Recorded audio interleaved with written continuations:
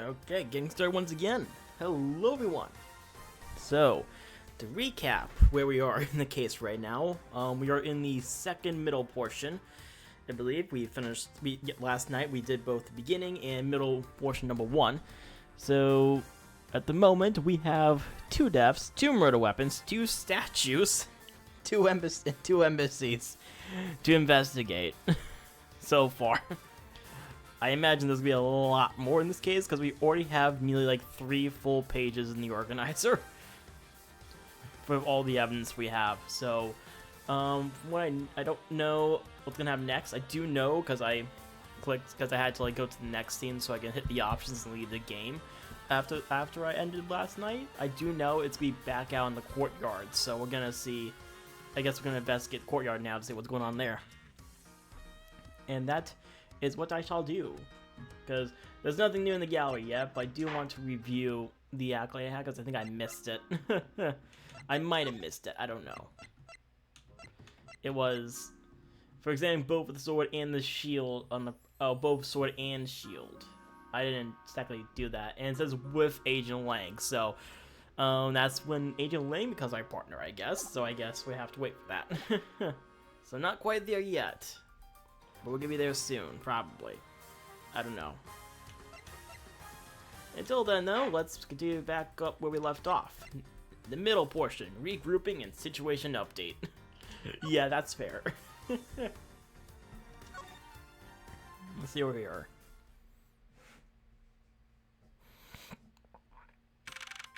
Okay, March 14th, 9:21 p.m. Open air stage.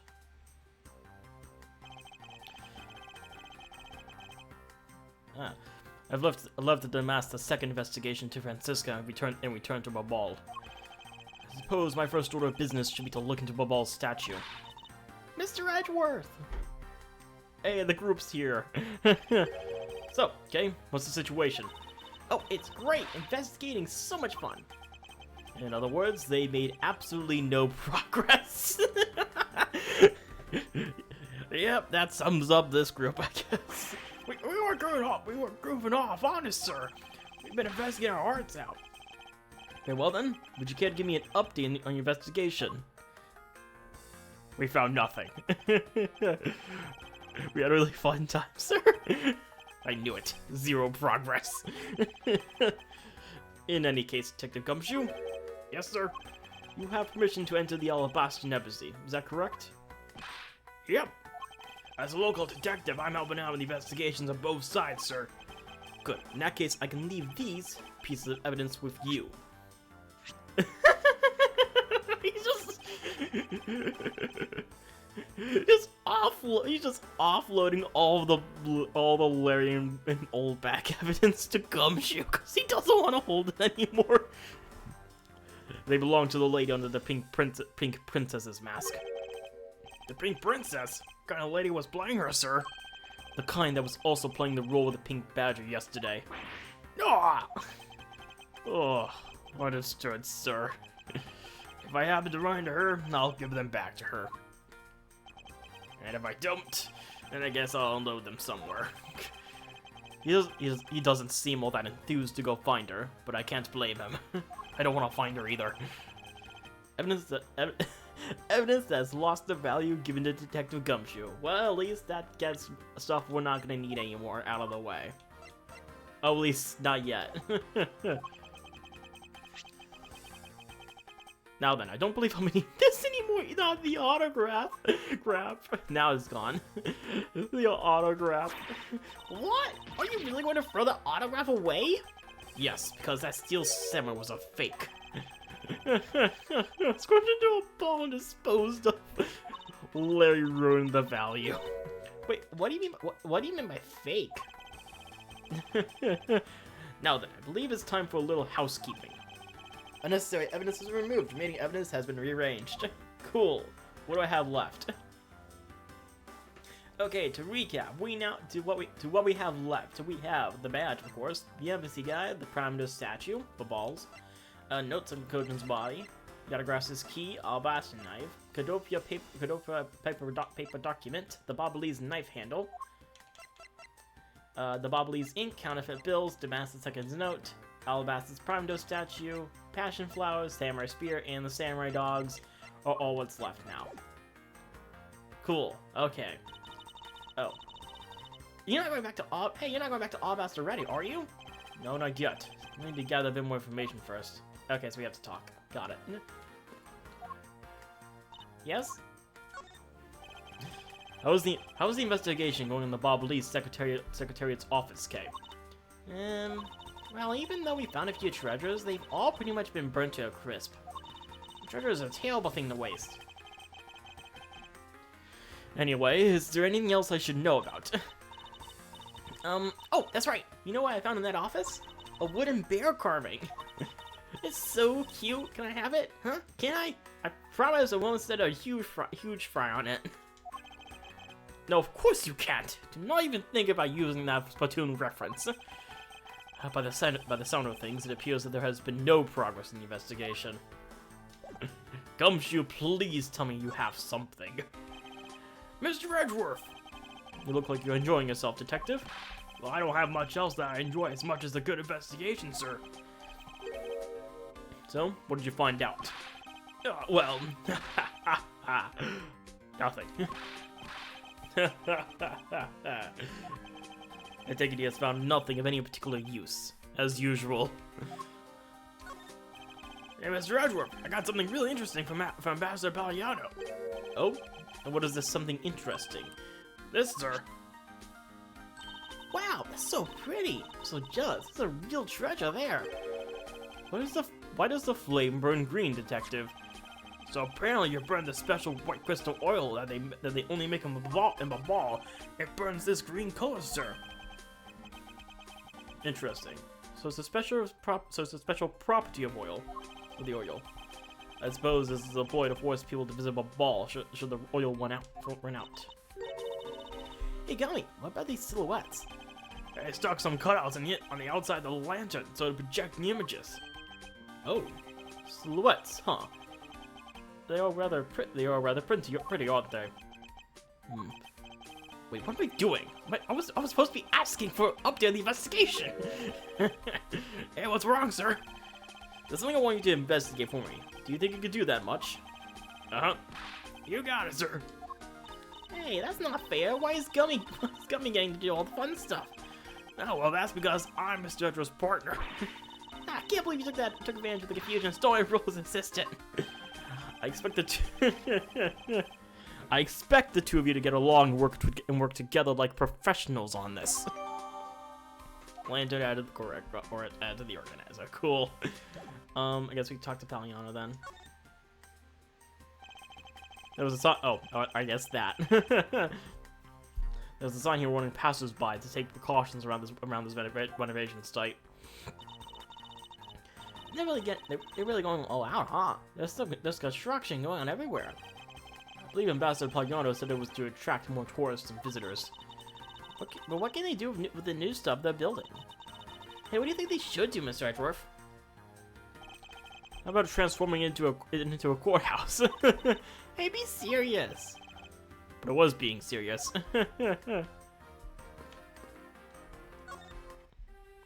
Ah, so you're back now, are you, Mr. Edgeworth?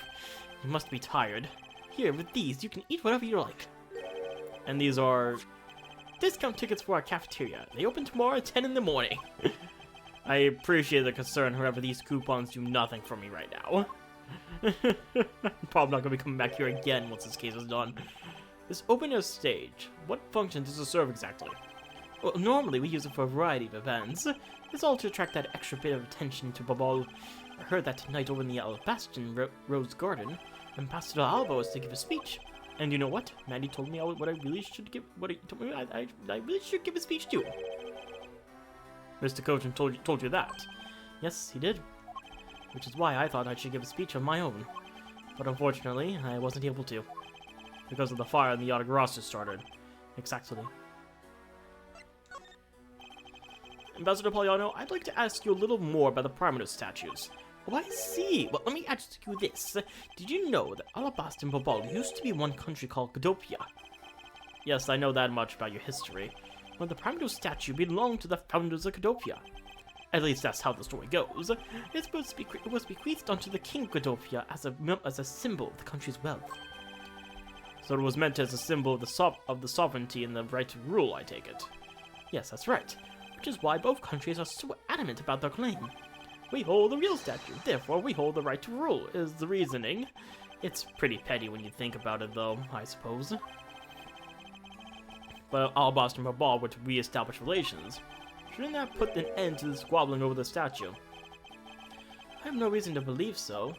The Brounder statue is even more important now as a key to diplomacy. I wonder if Ambassador Pollyanna knows about what has happened to the very important key diplomacy. Perhaps I should try showing him this key and see what he has to say about it. Okay, might as well. Oh, nope, does not do that.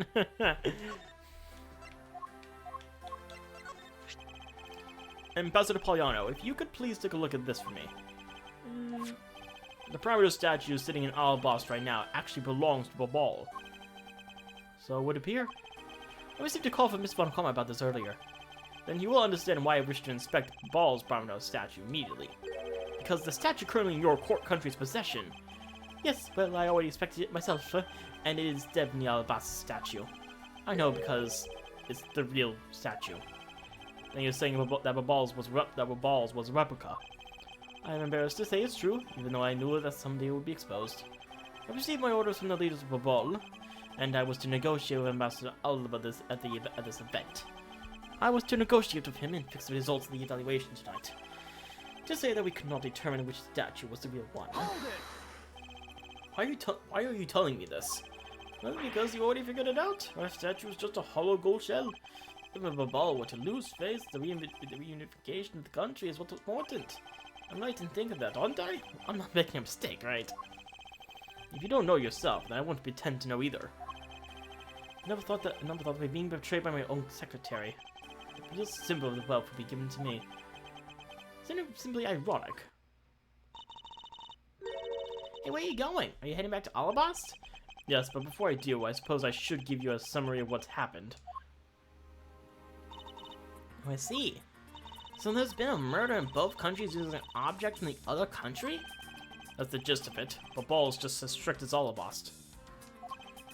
In their inspection of the people and things that enter their country, meaning that somehow both murder weapons were smuggled into the two countries. That's the only logical conclusion that can be drawn. Perhaps the key to the weapon smuggling is the person who traversed both countries. You mean the fake Yatagarasu? In one way or another, the Yatagarasu is connected. Of this I am sure. Now then, where was the Yatagarasu first spotted? I believe it was the Rose Garden in the Alabasta side of the embassy.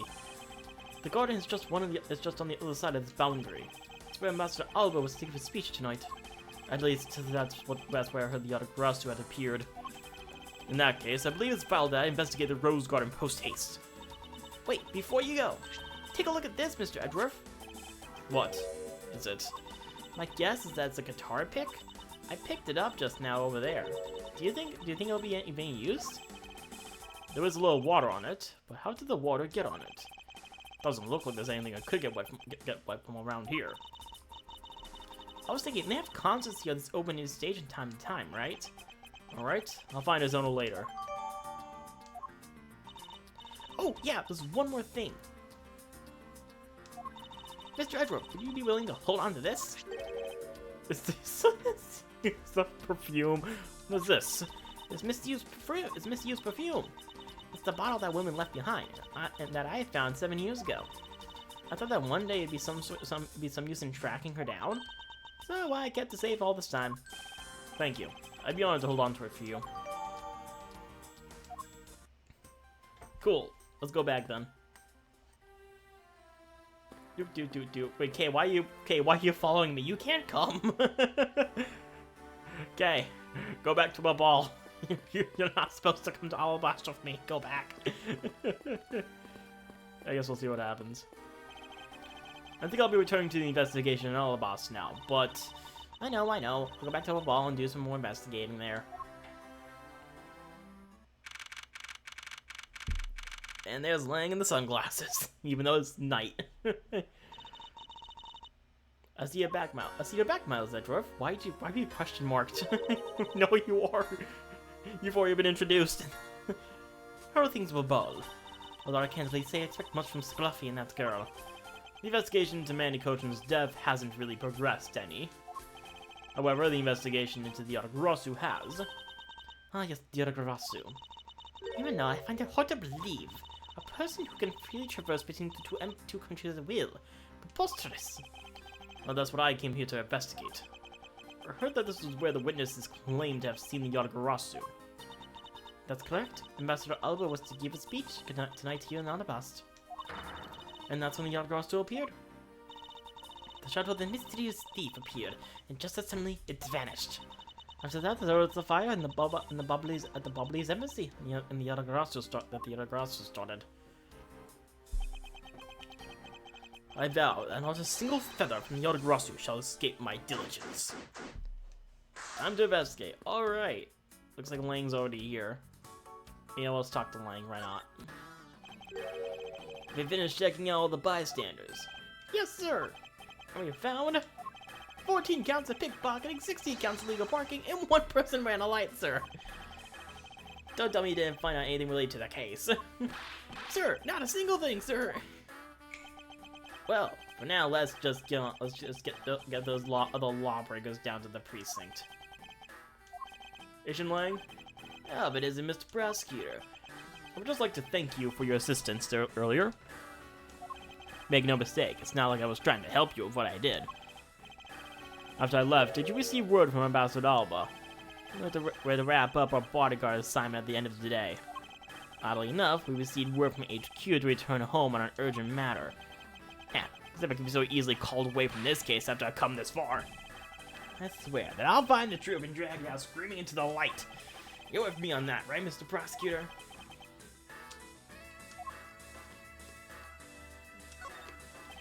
You were working in the Ambassador Alba's bodyguard at the time. So naturally, you witnessed when the Yatagarasu appeared, correct? Yeah, I saw the thief, all right, with my own two eyes. The Yatagarasu was always there, lurking in the shadows. But when the spotlights were turned on for the Ambassador Alba's speech, a shadow appeared. That's when the cries of "It's the Yatagarasu" rang out. The next second, the spotlight went out, and by the time we got the area lit again, the deaf thief had vanished. When we investigated afterwards, we found that the reason the lights went out was because someone had unplugged the extension plug for all the outdoor electronics. Whether it was someone doing it on purpose, or simply a guest who had tripped over it, we don't know. But one thing is for certain, the Yatagarasu was here. So you're saying that basically all you saw was the thief's silhouette? Yes. Objection! If all you saw was a shadow, well, then it's entirely possible that the shadow belonged to someone else. Ha! Good thing, Incest. You just might be right. If it weren't for the fact that there was no one else with that same shape, not among the staff or the audience members. My men have already done a thorough check of everyone, so I know I'm right. Someone else's shadow. That sounds like a plausible hypothesis. Something tells me I can't really progress this one until I do some more investigating, so let's look around. The statue bears a resemblance to the Primador statue. The plaque says King Primador on the battlefield. In order to save the Queen, King Primador put his life on the line and went to war. So Primador was actually a person of royal blood. I thought he was simply someone imitating a character from ancient legend. And what surprises me is that a real person who looked like the steel samurai existed. I suppose there's that too. There's an overturned spotlight here. When the Yatagarasu appeared, the audience that was waiting for the speech to start panicked. I suppose that's when someone must have knocked it over. I'm having a tough time visualizing the mass confusion that took place here. I thought to use my lip to capture the Yatagarasu. However, there were people in my way, and I was unable to leave a single lash. I suppose this means that some other poor saps were hit instead. These are some beautiful roses here. They appear to be well maintained.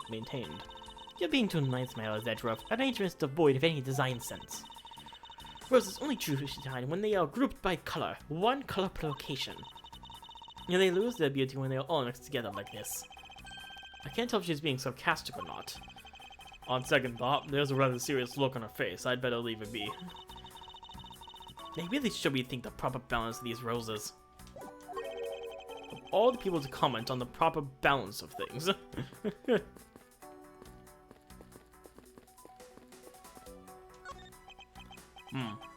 The statue of a woman. I wonder if the lady is pouring water.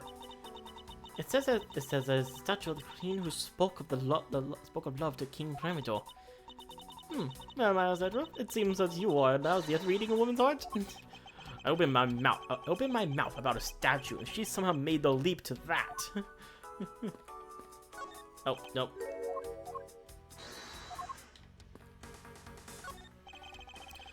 There are roses scattered on the surface of the water, creating a pleasant fragrance. There's no such for aesthetics. This pool's water is also used in putting out fires. I see. Oh! The pool stopped filling itself automatically. The fountain spout is set to stay open until the pool's water reaches a certain level. This water is used to put out fires. I suppose it must be refilled to its normal level, which suggests that this pool was recently used somehow in this embassy. I guess I'll take some notes about it just in case. What the what?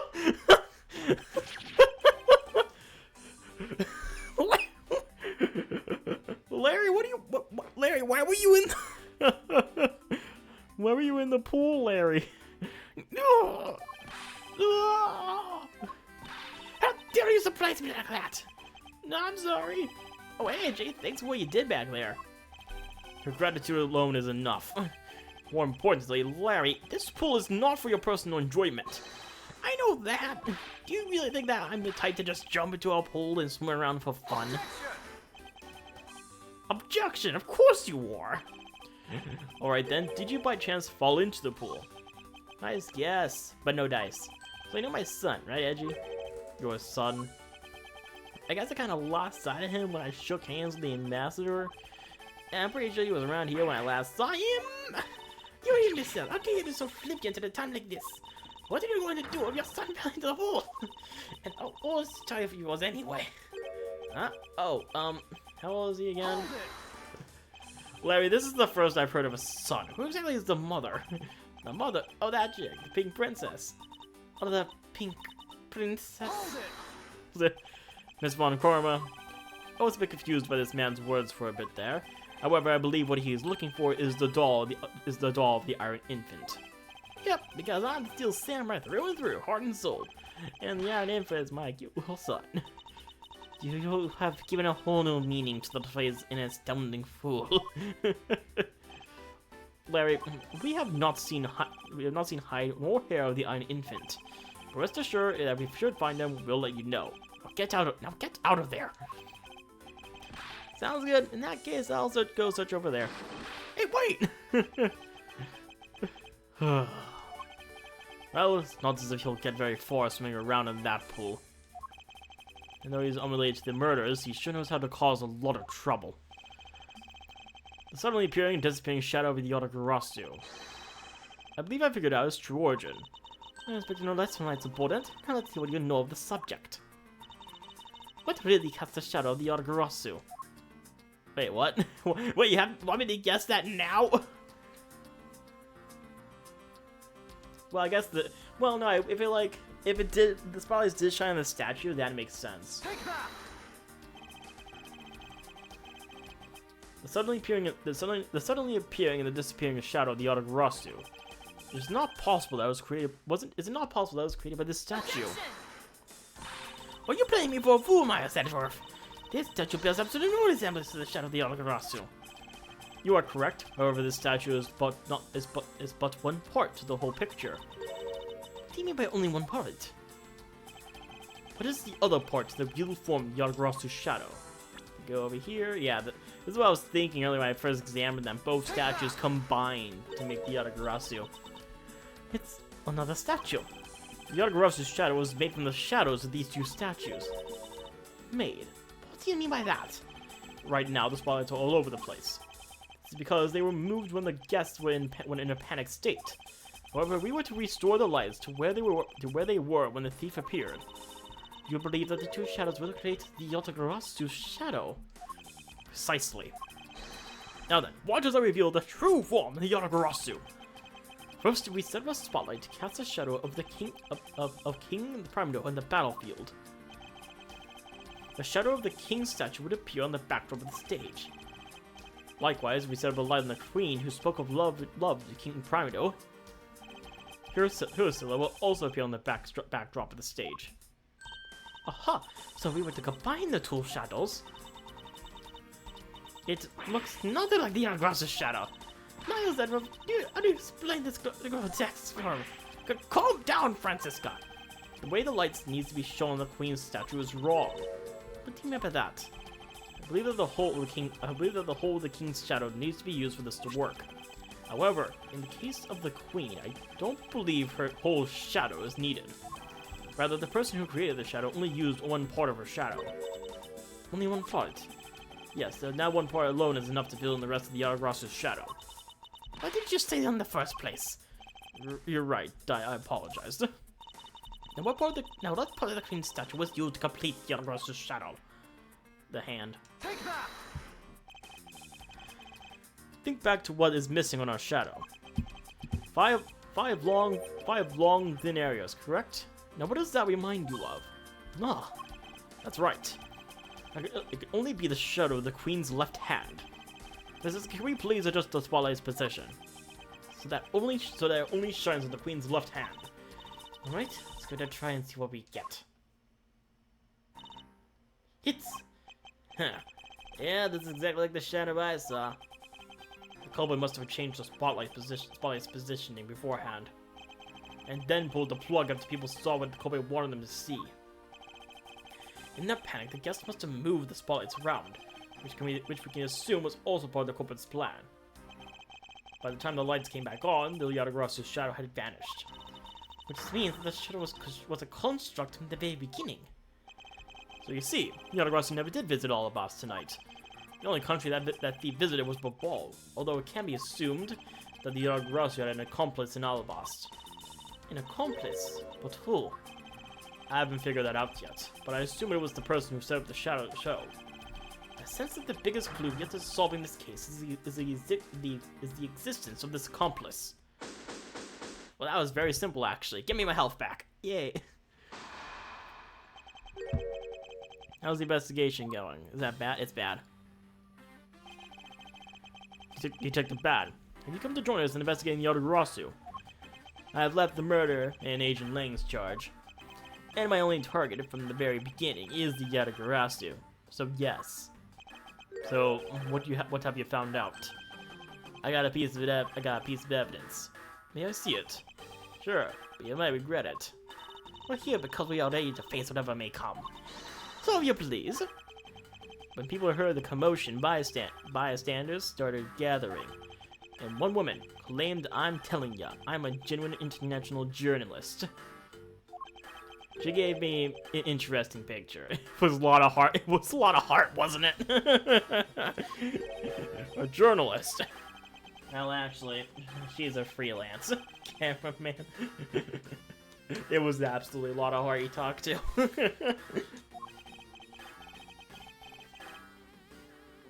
This is the photo I got from her. Huh. That's interesting. What in the world? Yatagarasu, it's flying through the air? The times, they are changing.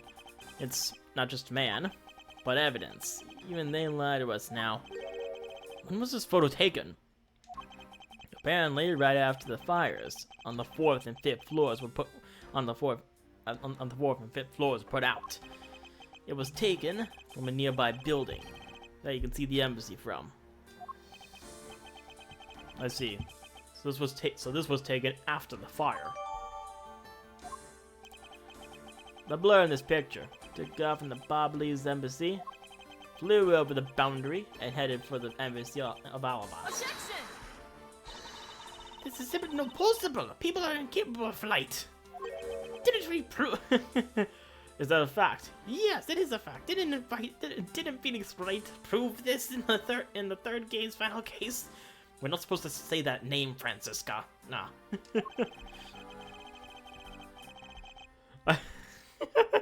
I've had the pleasure of dealing with a case involving a flying person once. We were both on that case. Actually, come to think of it, I've come across a case like that as well. Two, actually. Oh, the tournament big top.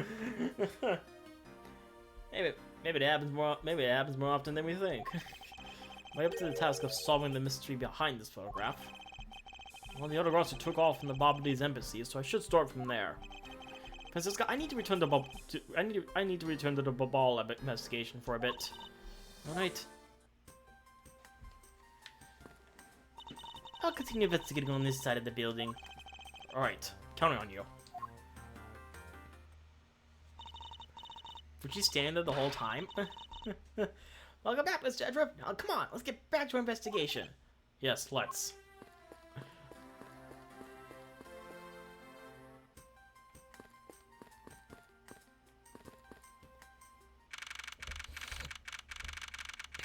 "10:37 p.m. Bobbledee's embassy is Secretariat's office." Wow, time is moving fast, huh? Think, after all that running around, we're right back where we started. Would appear that way. Oh, hi, Mr. Edgeworth. Have you found Manny's killer yet?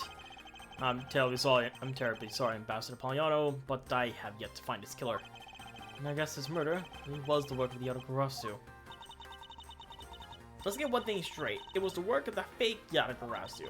The real Yatagarasu is a noble vigilante who is only out to steal the truth. Miss Faraday, please don't make such a sad face. If there's anything I can do for you, all you have to do is ask, alright? Mr. Poliano? Actually, there is one thing you can do. Will you allow us to take another look around? We didn't have enough time to conduct the thorough investigation earlier. Oh, sure, please, feel free to investigate to your heart's content. Also, there are a few questions I'd like to ask you personally, Master. If you will bring a smile back to Miss Faraday's face, then I'll gladly answer anything. Thank you, Mr. Poliano. You're a total gentleman. You don't have to waste such nice words on me, little miss. Hey, Sir Poliano. Those two sure got chummy awfully quickly. You know, it's easy to say we're going to investigate, but where should we begin? We should probably start by comparing the state of this room before and after the fire. And then we should look into the matter of the suspicious person you spotted. Yeah, when I came into this room, that person was already gone. But I'm willing to bet that the person I was chasing is Mr. Gochin's killer.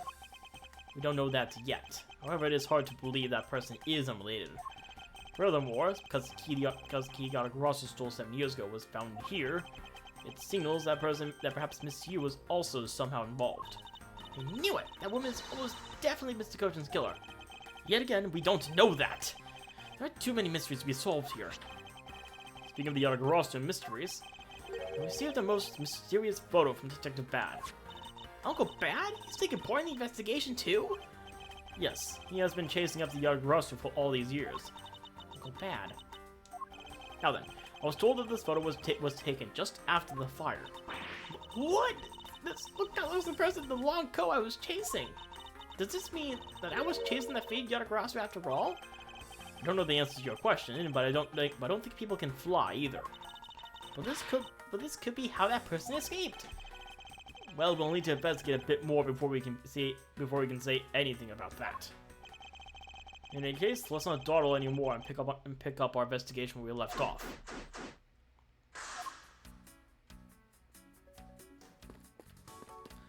Okay, so the body's gone now. So what should I investigate first? Well, I'll investigate the fireplace first because I wasn't able to investigate that last time. And there is the matter of the whole fireplace thing. The fireplace, huh? So Ball's offices have them too. Two?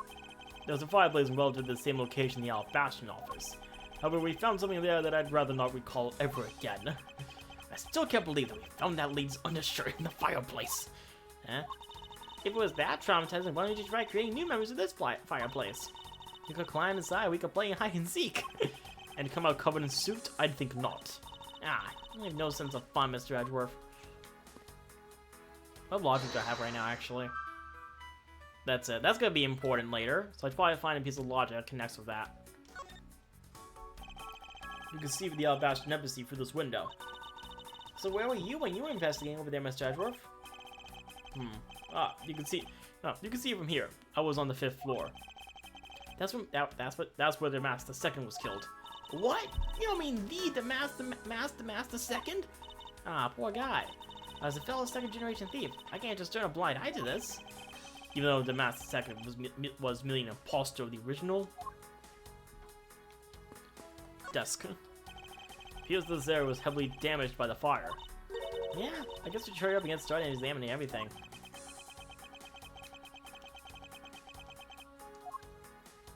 Alright. Start with the overturning chair. That looks like a very comfortable chair. Well, it doesn't look all that broken. So why don't you try sitting in it? No, I better not. It's very important that we preserve the crime scene at all times. Wait, but are you always touching all sorts of things at the crime scenes? That's because I am a prosecutor, and it is part of my job to examine things. And my job is to be a great thief, which is exactly why you are not allowed to touch anything. So I guess the embassy phones are just like normal phones, huh? What do you imagine them to look like? I thought that the balls would look like a flower and the receiver would be a butterfly. That way it looked like the butterfly receiver was sucking nectar from the flower base. If any country had a flower phone, it would be an Alabast, don't you think? Oh, they made the phone I envisioned it would have been from when they were Cadopia. There's really no point in asking me about something that never existed in the first place. You know you lack, Mr. Edgeworth, curiosity and imagination.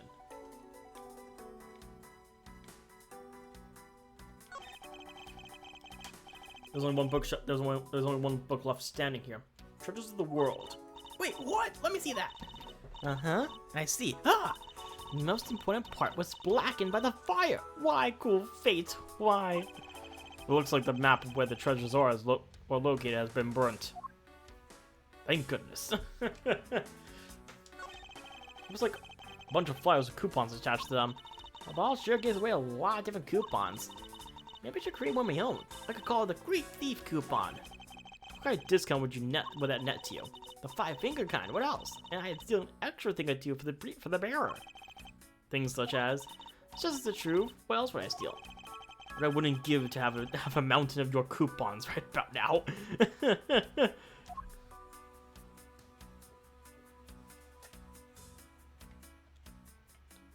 And now this. There's a bottle of bubbly's ink on Mr. Coachen's desk. And it looks like there's still a lot of ink left inside. The seal is unbroken, so the fire probably couldn't get into the bottle to burn up the ink. Hey, Mr. Pollyanna, looks like your precious bubbly's ink is alright after all. What? That's odd.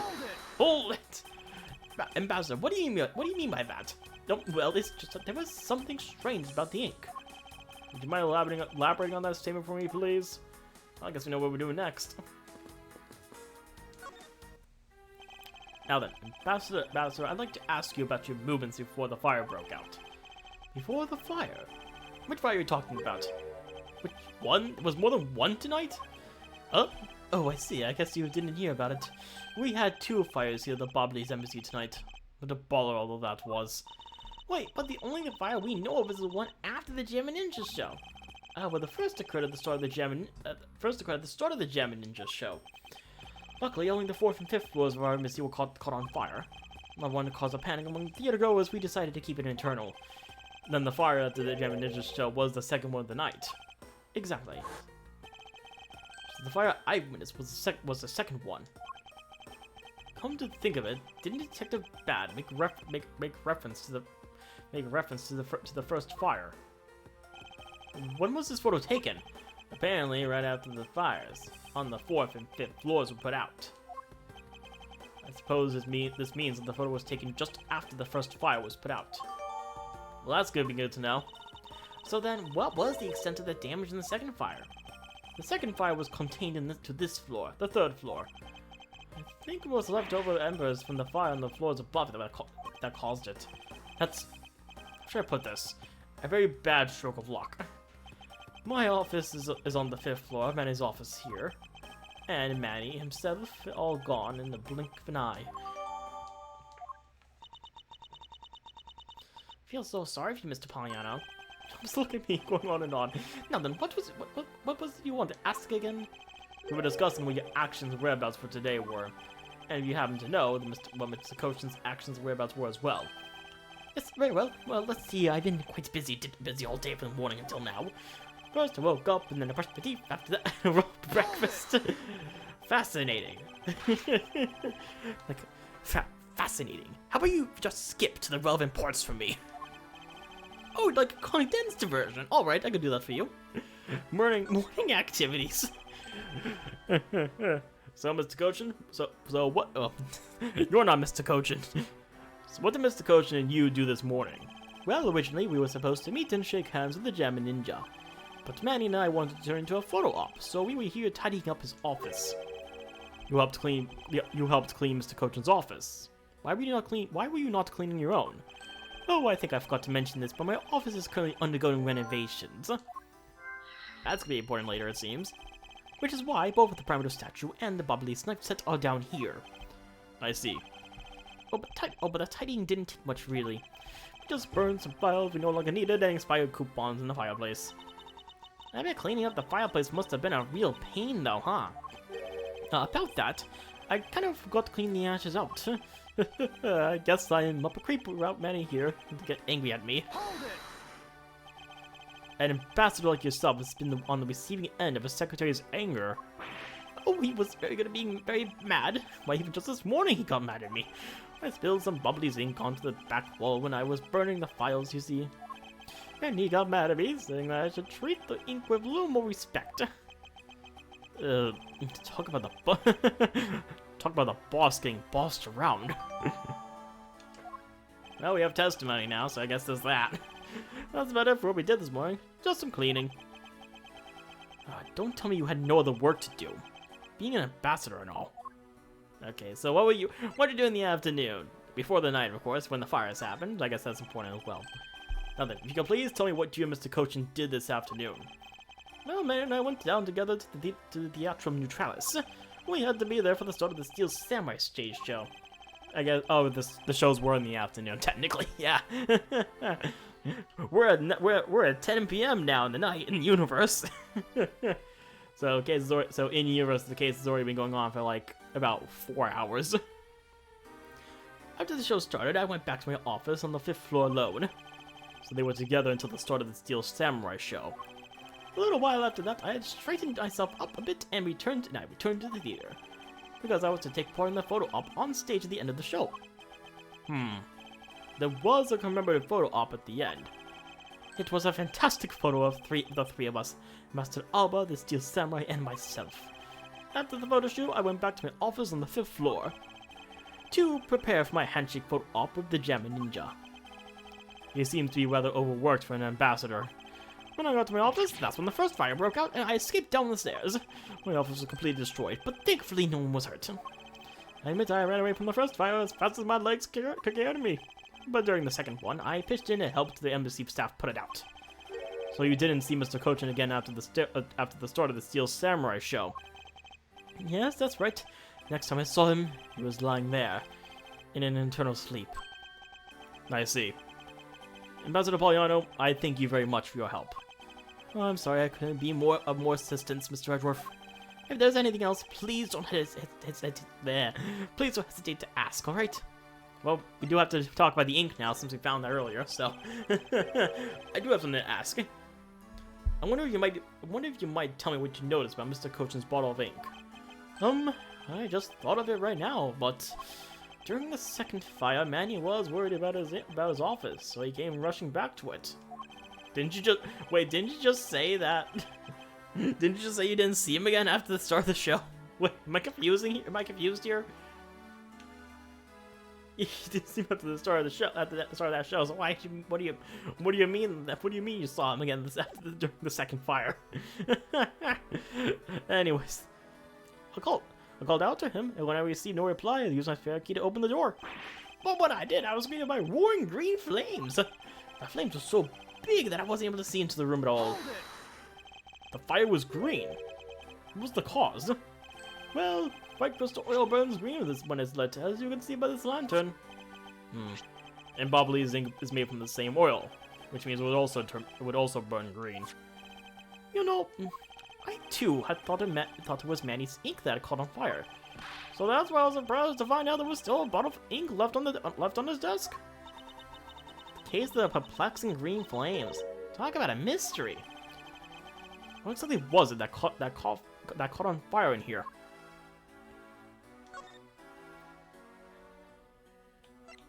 I guess we don't know. I wonder if there's something else I have to investigate. I didn't check the entire desk. There's still some. Oh, the open drawer. I missed that. The game's been pretty good. The game so far. I'd say it's been all right. There have been some lows. Case 3 in particular, I didn't entirely enjoy that one. The reflecting badger was a little bit of a frustration to deduce properly. Case 4 is probably my favorite so far because I like the whole flashback portion, just like the dynamics of the characters 7 years ago. It was very funny, and you got to interrogate the judge too. That was the whole thing. As in this case so far, I'm always expecting it's gonna be a long. I know it's a long case. I know it's gonna have a brick wall of a boss at the end. So I'm not exactly looking forward to that end part. But so far, it's all right. It's all right so far. It's already a pretty big spanning mystery. But it doesn't look too damaged. I think we can rifle through this drawer a bit.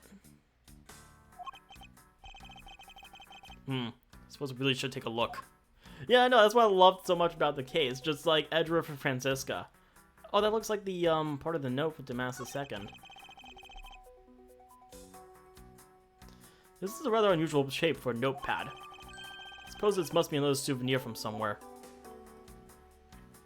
Yeah, I'm not looking forward to the last part of this case. For now, I'm gonna enjoy what I can from this one. Seems like the contents of this drawer survived the fire rather well. Now that's a sturdy desk. I guess that's the value of solid wood construction. Let's see if there's anything useful left in here, Mr. Edgeworth. Oh wait, I have to deduce it, right?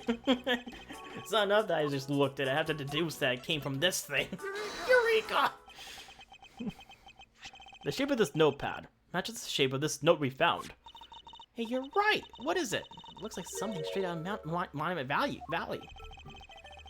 Might be a little too loud with the dorm right now. Probably have to quiet a bit. Yes, the notepad is a souvenir from somewhere in your country. You've been collecting them for the purpose of studying them, you see. Yes, I do. You seem quite passionate about it. Oh, would you like to see my souvenir collection? I'd love to show it to you. Are you sure they haven't been burnt to crisp by the fires? Ambassador Poliano, I wonder if you might recognize the handwriting on this note. This looks like Manny's handwriting. I see. In that case. Oh, did you figure something out? This note was found in Olibast. Specifically, it was found being firmly grasped by the murdered Damas II. Damas II? Then this note? Yes, it was a request from Mr. Cochin from Damas II to steal the Primordial statue. What? Manny, tried to steal Olibast's Primordial statue? We would know for sure if we could run a handwriting analysis. Ambassador, do you have any documents that were handwritten by Mr. Cochin? Yes, I can gather a few and give them to you. I'll have to ask Detective Gumshoe later to run the analysis. I can't believe that Manny would even think of doing something like this. Do you have any idea as to why we would have requested the theft of the statue? There is one possibility, but mind you, it's just my personal speculation. Anything you could tell me would be of great help, Ambassador. I guess we have to talk to him again. What's your fourth text box? Job for Damas II. I believe that you say you might have an idea as to why Mr. Cochin hired Damas II. Also, I love how helpful this guy has been. This is like probably the most helpful individual we've had all game. We had all game. Actually, I feel it may be my fault. As I was telling you earlier, we were to determine which statue was the real one as part of today's event. But because of the Gross and the fire, that got cancelled, didn't it? I'm actually relieved the rest of the event has been cancelled. You see, Bal's statue, well, it's just a replica. And did Mr. Kochin know that about Bal's Primado statue? Of course he knew. That's why he was the only person to could consult with. We'd have to do something once our statue was revealed as a replica. And, as to be expected, I was very nervous today, as this would impact our country's authority. Yes, I understand. Well, when I told Manny my concerns, he said, let me handle it. It'll be alright. I'll find a way to make sure the ambassador of the reunited Cadopia... Oh, wait, that's not the rhyme. I did not read that right. I'll find a way to make sure you're the ambassador of the reunited Cadopia. There we go. At the time, I thought he was just trying to cheer me up. But when I saw that note, I realized he was serious. Mr. Kochin conducted a lot of business behind your back. I assume he did all that to ensure that you are the next Cadopian ambassador. But why was he trying so hard, I wonder? He was so much better at getting things done than I ever was, or will be. I don't have an answer to yet as to why he was trying so hard. But I suspect he had an ulterior motive in mind, just beyond just simple kindness. Oh, Gumshoe's here. Oh, here you are, Mr. Edgeworth. Detective Gumshoe, have you collected the information that I requested? Yep, got it all right here, sir.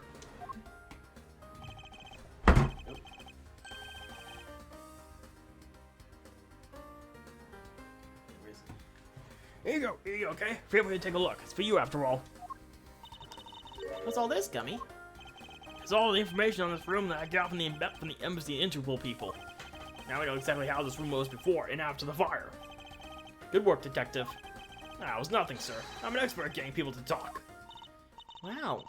You remind me so much of my father and Uncle Bad. What do you mean? As prosecutor and detective, your dynamic is just like theirs back in the day. Well, don't you worry. I'm going to find my own wonderful partner someday. And when I do, I'm going to become a good Jack Ross, just like my father, right? Hold it! Please don't ask me questions to which I have no answers to, Kay. However, I can say that it is truly a wonderful thing to find a partner you can trust. You bet! So he may not be great at his job, but he trusts Gumshoe all the same. That's nice. What now, Mr. Edgeworth? Well, I'd like to ask you for a favor. Yes? That gadget. Mr. Thief, is it? Mr. Thief.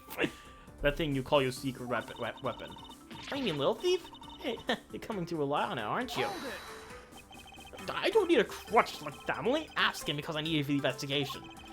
With the information Detective Gumshoe gathered in the ambassador's testimony, I'd like you to please recreate this room as it was during the third floor fire. You got it. All right, here we go. Dark skies of evening. When the bird tears to take wing, one alone remains all-seeing. Now witness the true power of a real modern-day Robin Hood. I'm going to say it every time. I have to. It's a thing. It seems there are other things besides what the ambassador mentioned that have changed. It's possible we might find the escape route the person K saw used as well. Whoa, what is this? Is it some sort of light show I was not told about? This is the power of a true vigilante. It's recreating the room as with the info I inputted. Really? That is certainly one interesting device you have there, Miss Faraday. I believe it's about time we return to our investigation. So I can actually walk over the fan now. It's probably search all the same. It's the Troy remains of the fallen ceiling fan. Oh, I've seen a few of these before. They spin around and around and play music. I believe you're thinking of a musical mobile for babies. Yeah, that's it. But they're nothing alike.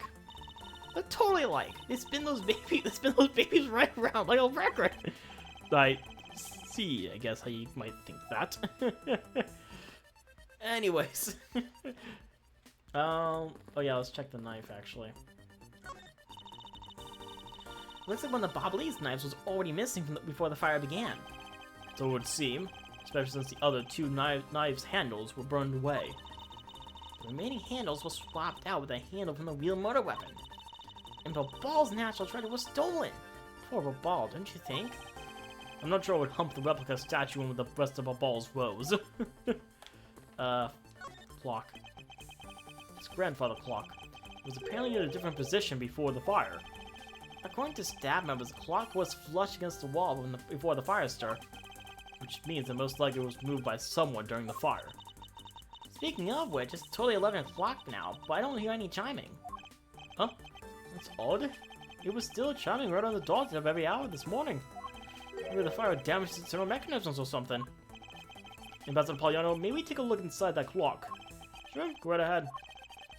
Detective Gumshoe, if you could please inspect the insides of this clock. Yes, sir, I'm on it. Can you remove the hologram real quick so I can actually see it, please? Nope, I guess I'll just be able to just look for the ghost of it then. Mr. Edgeworth, I found this inside, sir. Looks like a length of wire. So this is what caused the clock to stop chiming. But what was a long length of wire doing inside this clock in the first place?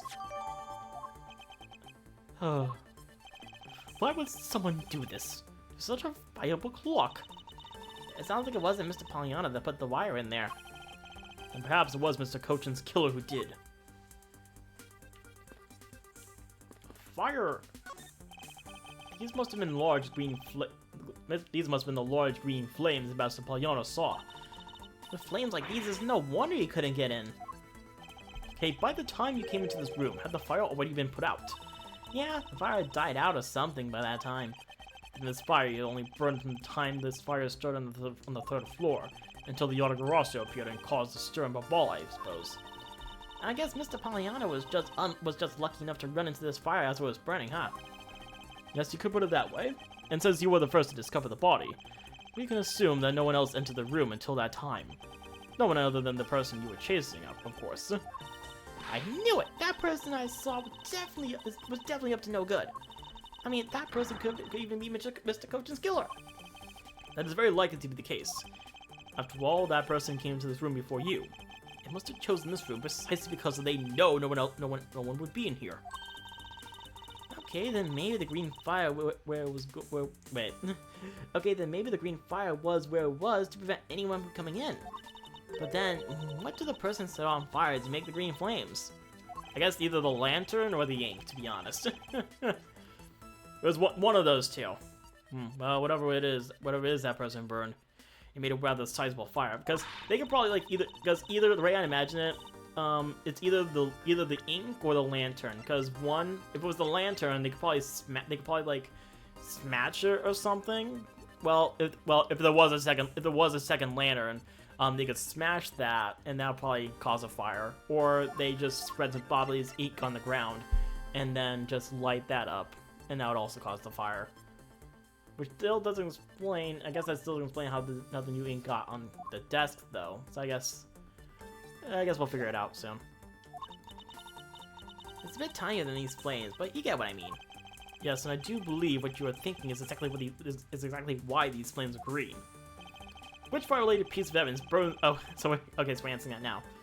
Which fire-related piece of evidence burns the same color as these green flames?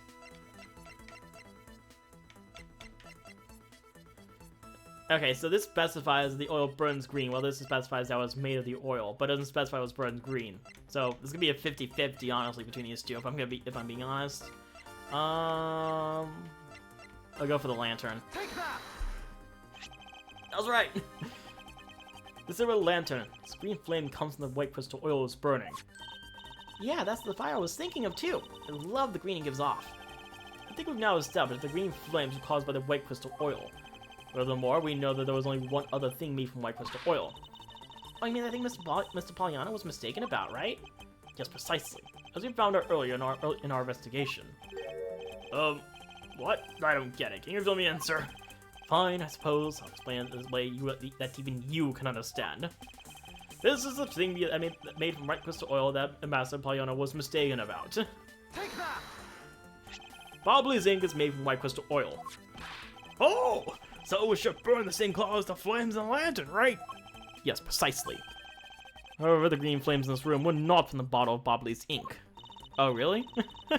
Oh, yeah. That's right, because we found it on the desk. Yes, however, we know that Mr. Cochin was smuggling the ink in massive quantities. Now, what do you suppose he made using all that ink? I believe what he made with that ink is the answer to what gave birth to the green flames.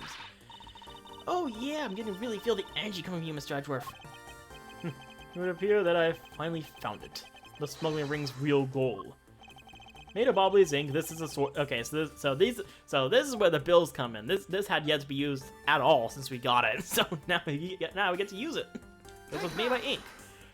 It's a trifecta of evidence. We start with the lantern, then went to the ink, and now we have the bills.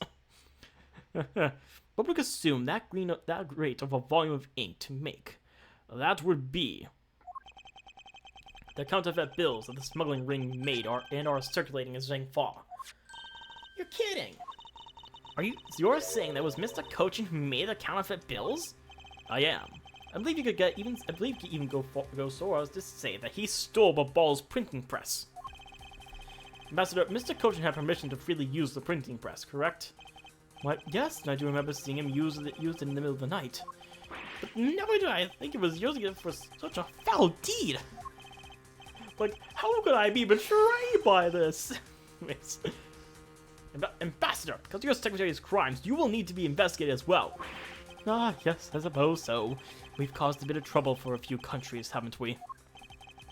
It's my duty to search out all who shielded Mr. Cochin and concealed his crime. They are the ones who started the fire in order to destroy the evidence. So I guess this will probably be next, because this wasn't here. This was gone afterwards. So Babal is really pushing the tourism industry, huh? Yeah, so appeal that way. You know, I'd really love to take a trip. Hey, why don't we take one after this case? Do you already have a destination in mind? Well, really, I'd like to go someplace where I can continue my thief training. Now, if you want to learn the fine art of stealth, perhaps you should visit the studio where they make the Jam Ninja TV show.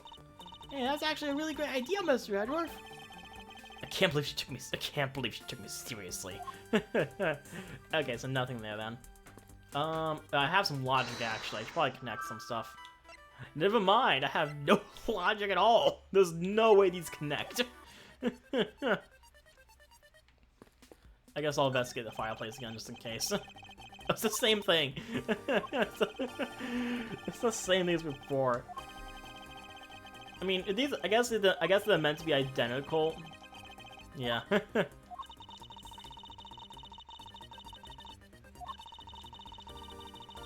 It's the same as before. I wonder that. I wonder if there's like something I have to do to investigate in more detail. Anyways, let's see. It's the same thing too. It's the same thing here as well. Dang it! I'm wasting time. I gotta find out where I need to go.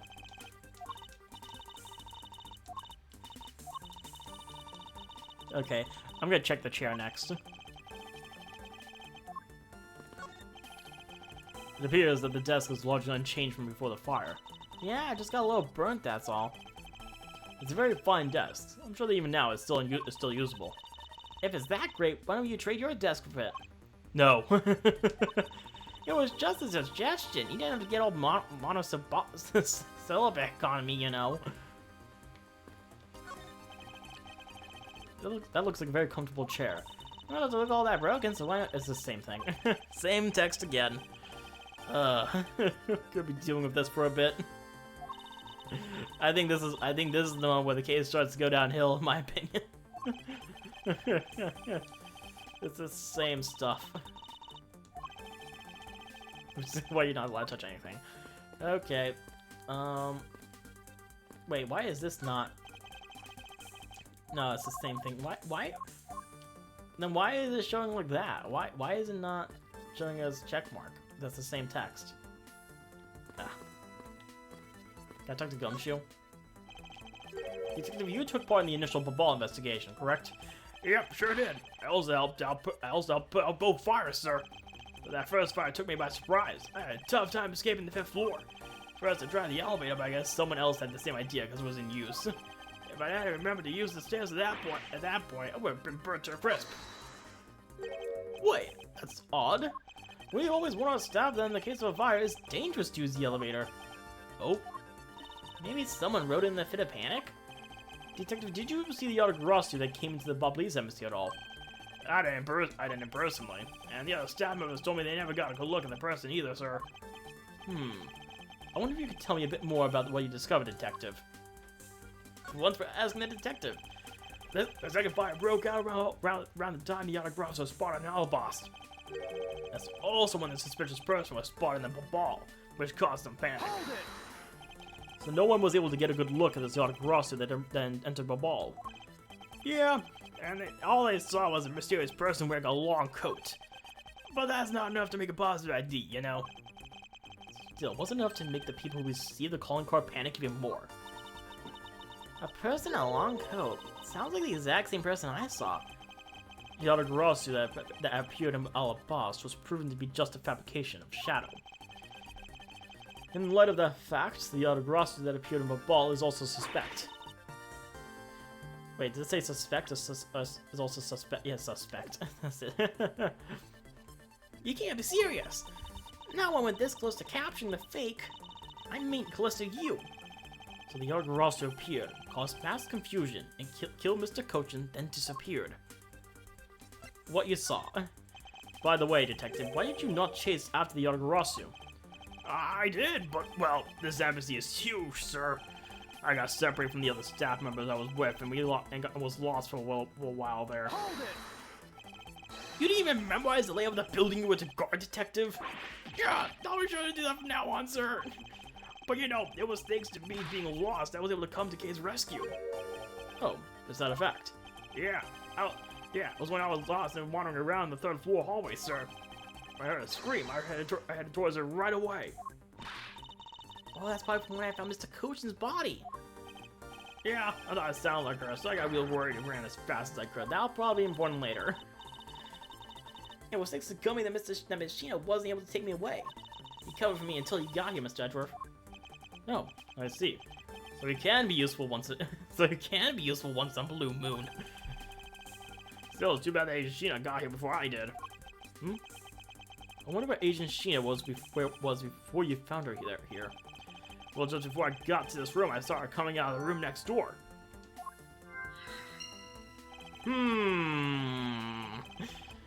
Agent Sheena mentioned something about chasing the Yada Grosso herself earlier. Well, she apparently helped by putting out the first fire. Then during the second fire, I heard she was busy chasing the Yada Grosso. She seems to be a very dedicated agent. You would do well to learn from her. Why are you pointing at me when you say that, sir? I already have an inkling that she's actually close to you because the poses she did earlier was the same. And when she took off the glasses, that's when I was like, oh, this person. So no, I think Sheena's Callisto, but for now, I don't know for sure yet. Anyways, we examine everything in this office, but there's one thing that bothers me. Perhaps I should ask Ambassador Paliano about it. Ambassador Paliano, there is something I'd like to ask you about. Yes? About this office. It appears to me to be very similar to Ambassador Alba's office. For example, the location of the fireplace and the position of the grandfather clock. Oh, that's right. You've also paid a visit to the Albaston side of the embassy. Oh, two embassies actually used to be one. Yes, I know. Even the pamphlet mentioned that. Which is why the building is bilaterally symmetrical. So, no matter which room, the location of the fireplace and the like are exactly the same. Even where the arts is located is the same, as my room is currently under renovation.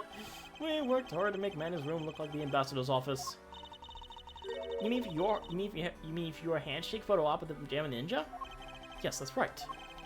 I mean, what's a photo op like if it's worth not taking in the ambassador's office, right?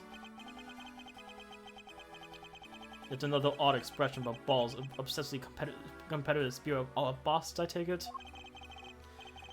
Thank you, Ambassador. That piece of information is all I needed to connect the dots. Connect what dots? Well, anyway, I'm glad I was able to be of some help. Well, time to connect 4, everyone. Because we're literally 4 pieces of logic. So, if I were to connect these... There we go. The Albaston and Bobblee's sides of the building are symmetrical to each other. As we know that to be a fact, then this room's fireplace may also hide a secret passageway. A secret passageway? In Alabast, the fireplace turned out to have a revolving back wall. A revolving wall? It's like something out of a ninja house. Wow, there was a trick like that built into the fireplace, sir? What? This embassy holds that kind of secret? There seems to be a lot about this room that you don't know about, Ambassador. I guess it's time to pay the bill for letting men do so much work for me. Please, I really want to know about the real Manny, and what do you know about this room? What are you waiting for, Mr. Edgeworth? Let's get to the bottom of this. Agreed. And my first thought is that it's likely the killer used the revolving fireplace. It looks like just another fireplace, though, doesn't it? So how do you get it to turn again? And on the boss, I had to push where the X was on the far wall of the fireplace. Oh, I see an X back there, sir. Let's see what happens when I push it. Ah, you're scary, sir. There was something about this fireplace that lies in contradiction to the facts. Huh? But we found an X, we thought there'd be one, right? We did, but that's not what I was referring to. Something is missing from the scene. What does this contradiction mean for us? Okay. So I guess we're just not doing that yet then. Can I still connect stuff or no? I guess not. All I see inside this fireplace is starter wood. Huh? That's odd. Doesn't match up what Mr. Poliano said earlier. What is the meaning of this contradiction? So I have to deduce this, so let's see what we got here. What is this connected to?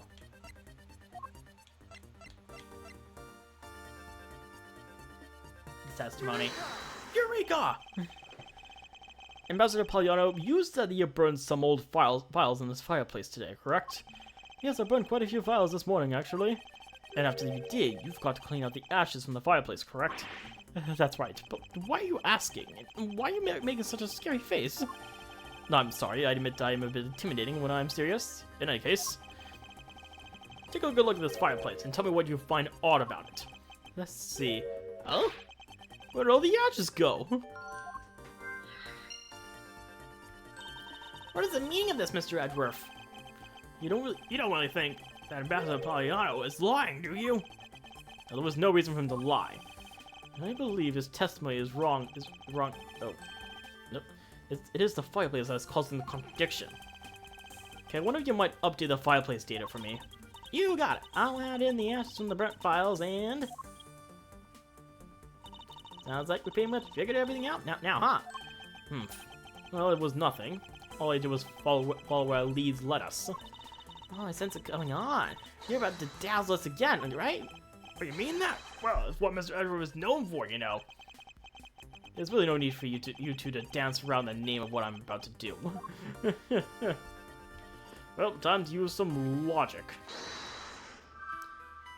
There's the ashes and wrong fireplace used.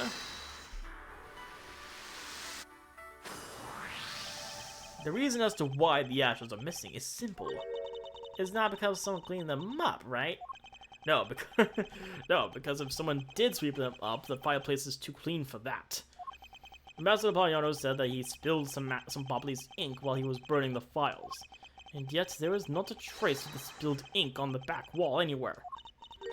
Well, then I don't know what happened. Well, I'll tell you what happened. The two sides were switched. The fireplace was rotated. By using the revolving fireplace wall, the ashes were moved into the neighboring room, which means that this is a clear indication that the fireplace was used. And it looks like it's in the organizer. Then you mean the person I was chasing disappeared from this room through there? Yes, I believe the person you in pursuit of is Mr. Kochen's killer. And after committing the murder, escaped through the fireplace. Wow, Mr. Edgeworth, you figured out the killer's escape route. I have, but this is only the beginning. Now we have to chase the killer down. Okay, so this is the next bit, I believe, because yeah, in room next to Mr. Kochen's office, and this is Mr. Kochen's office, and we've established that there's a revolving fireplace. So you know what that means? You are suspicious. If the killer used the fireplace in this room to escape into the next, then it's only logical for us to talk with the person who was in the neighboring room. Well, the person that was in the next room was... Oh, was that person, sir? Yes, Detective. Agent Sheena.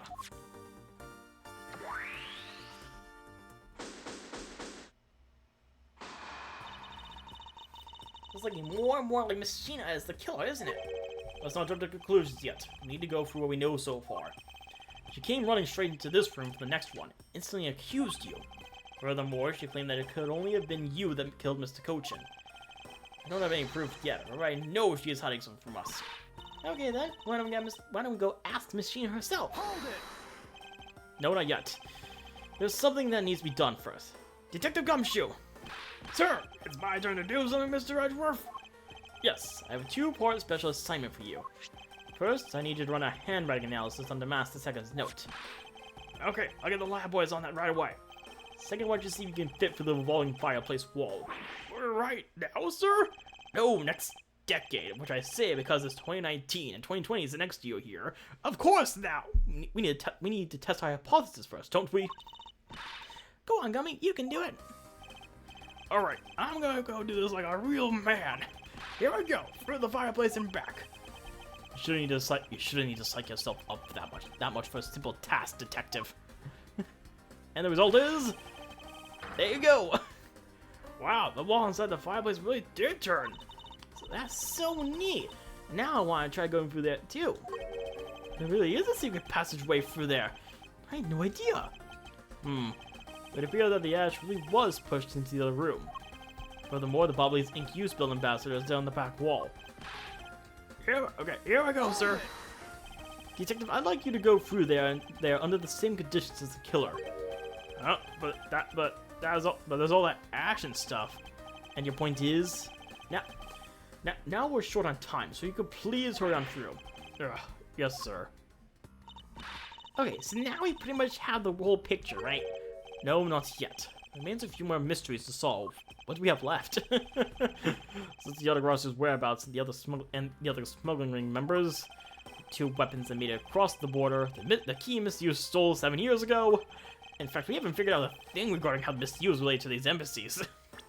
He's true the most important part of the case, and we haven't figured that out yet. Mr. Edgeworth, a number of pieces connect in a very complicated way in this case. It's almost enough to make one completely mentally exhausted. What are you saying, Mr. Edgeworth? I thought you were the one who said it's easy to follow the leads. Was that supposed to be an impression of me, Kay?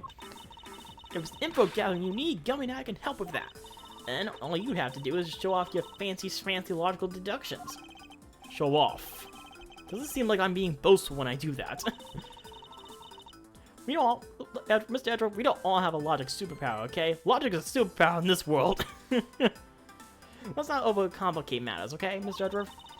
We've been so focused, like a laser, only on what seems strange and out of place. It's no wonder nothing's clicked and we haven't unlocked anything yet. But if we think things through calmly, the answer should come to us. Okay, that's the sort of thing I'd say to myself when I'm practicing how to unlock padlocks, you know. That is something that I hope practice doesn't make perfect for your sake. Yay, looks like you're back to your straight-faced self again. Mr. Edgeworth, and Gumshoe's back. Hey, Mr. Edgeworth, I'm back, sir. Yes, I can see that. Good work, detective. Looks like you can use that fireplace like a door, sir. Obviously. Are you alright, Gummy? I'm okay, just a bit of ash and dust, that's all. Check has gone quite filthy. I see the hem has practically turned black. Yeah, well, quite a bit of the unburned ink got on it, sir. I see. Thank you, detective. You did a fine job. I'll even pay the cleaning bill for the trench coat. What? Oh, no, sir, I could never. This is just my old coat, sir. If it was gonna actually care about it, then I get it clean, but, you know. I see. Very well then, as you wish. So because Gummy was able to climb through the fireplace, we know it can be used, right? Yes, but that's not all we learned. We actually learned one other important fact. And that is? I'll have to explain to you later. I can't tell you right now. I have to tell you that during a certain point later on. Right now, we need to deal with the handwriting analysis. Detective Gumshoe. Yes, sir. I'll be back before you know it. The handwriting analysis of Mr. Kochin's handwriting will take a bit of time. Let us go and wait in the atrium neutralis, along with Agent Lang and Agent Sheena. That's it. That took me about like an hour and a half. That's not too bad. For that whole thing. We have not made it to the end. Oh! Here we go. The autographs is tried identity, so of course we're about to get to somewhere very interesting.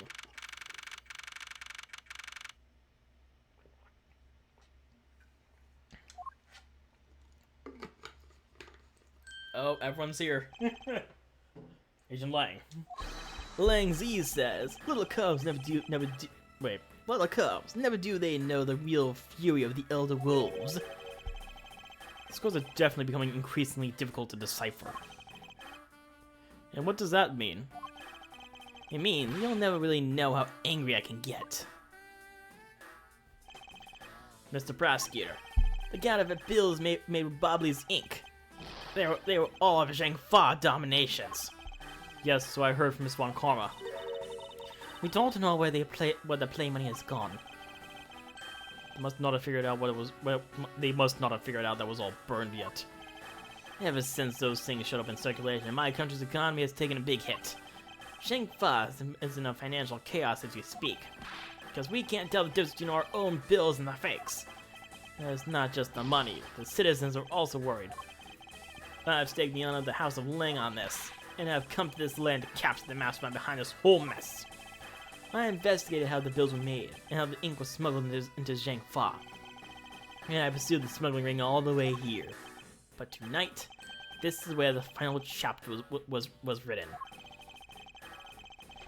Despite my frantic efforts to chase the smuggler down, someone got to him first. And now I'm called to return home without a single answer. Agent Lang, don't start. It's not your fault. It's not anyone's fault, Mr. Prosecutor. Ambassador Alba, I'm sorry for all the trouble tonight. Oh, no. It's I should apologize. It was all because I was not strong enough. If only I was able to think of a better solution. Crocus, you fool! How gross your empty brain! Heh, you're being too hard on yourself, Ambassador. I take full responsibility for tonight. End of story. Sheena, let's go. Time to return to our den. Yes. I'd like to admit it, but there's so much else for us to do about home as well. Agent Lang, a moment if you... Oh, Gumshoe came back. You, Wolfman Secretary Lang, hold it! Objection, pal! It's your Gumshoe. Of course, the ambassador got away, because of course he did. Have you got the results of the handwriting analysis already? Yep, and that note was definitely by Mr. Cochin, sir. Just as I thought. Good work, detective. Hey, Mr. Prosecutor. How long do you intend to hold us up for? Sorry to have made you wait, but I believe that now everyone is finally here. Agent Sheena, I'd like to ask you something if you don't mind. Yes? How exactly did you fail to see the Roster? When were you in the neighboring room to where Mr. Cochin was killed? I'd like you to explain that to us. What? Hey, Mr. Prosecutor, what are you doing asking her about something she didn't see? Agent Ling hasn't touched the Babal investigation at all, so I suppose I will need to explain a few things to him first. Well, is that true? I can begin to imagine what's going on in that head of yours. Oh, a second I thought the text froze. The only thing going on in my head is the pursuit of the truth. Oh, it sounds like you have some sort of plan. Well, I'll supervise you until the end. She's seriously going to treat me as a subordinate for the rest of the day. She's going to milk this for all it's worth, Edgeworth. You're not trying to pick a fight about subordinate on some flimsy guess, are you? I was gonna say filthy guess. I'm not trying to pick a fight, and the evidence is hardly flimsy, as you will see. Dual Sprite. I should have known. And you and I are destined to fight out to the very end. It would appear that way. Yeah, a lot of proof of innocence. So let's see what you get, Mr. Prosecutor Edgeworth. I'll say Mr. Edgeworth. With pleasure. For my opening argument, I'll discuss the Yagarasu that appeared in my ball, and establish exactly who it was that case saw. Agent Lang, I assume you've been briefed on case testimony? You mean the suspicious person in a coat that she saw? That's right. The person is one of the keys to solving this case. The person who pretended to be the Yatagarasu. Pretended? What do you mean by that? I'll get to that in a second. But first, I want to review what Kay's mystery person did. Okay, if you could please explain for us what the person you were chasing did. Okay, you got it. I first spotted the suspicious person near the open air stage on the Bob Lee side. I called out to the person, but as soon as I did, that person ran off. I thought it was rather suspicious, so I immediately gave chase. For the sake of argument, let's call this suspicious person the Yatagarasu. Now, please tell us what happened when you chased the Yatagarasu up to the 3rd floor. Can do.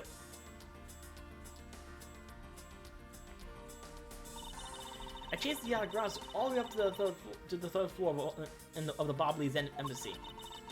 It was pretty much straight chase down the hallway until the sudden turn. The Yatagarasu disappeared around the corner, so I did my best to catch up. When I turned the corner, I saw the Yatagarasu run into Mr. Kojin's office. I gave chase and ran into the room. When I entered the room, it was pitch black. I couldn't see a thing. I felt something on the ground next to my foot, so I turned on the light. But then...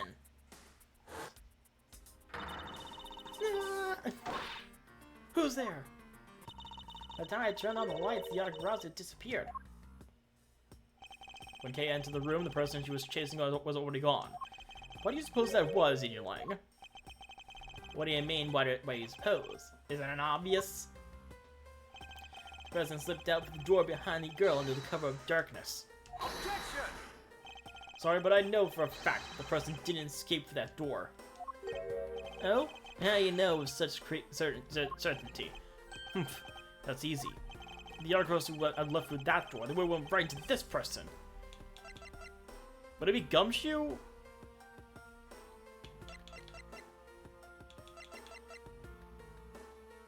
Probably Gumshoe. Take that!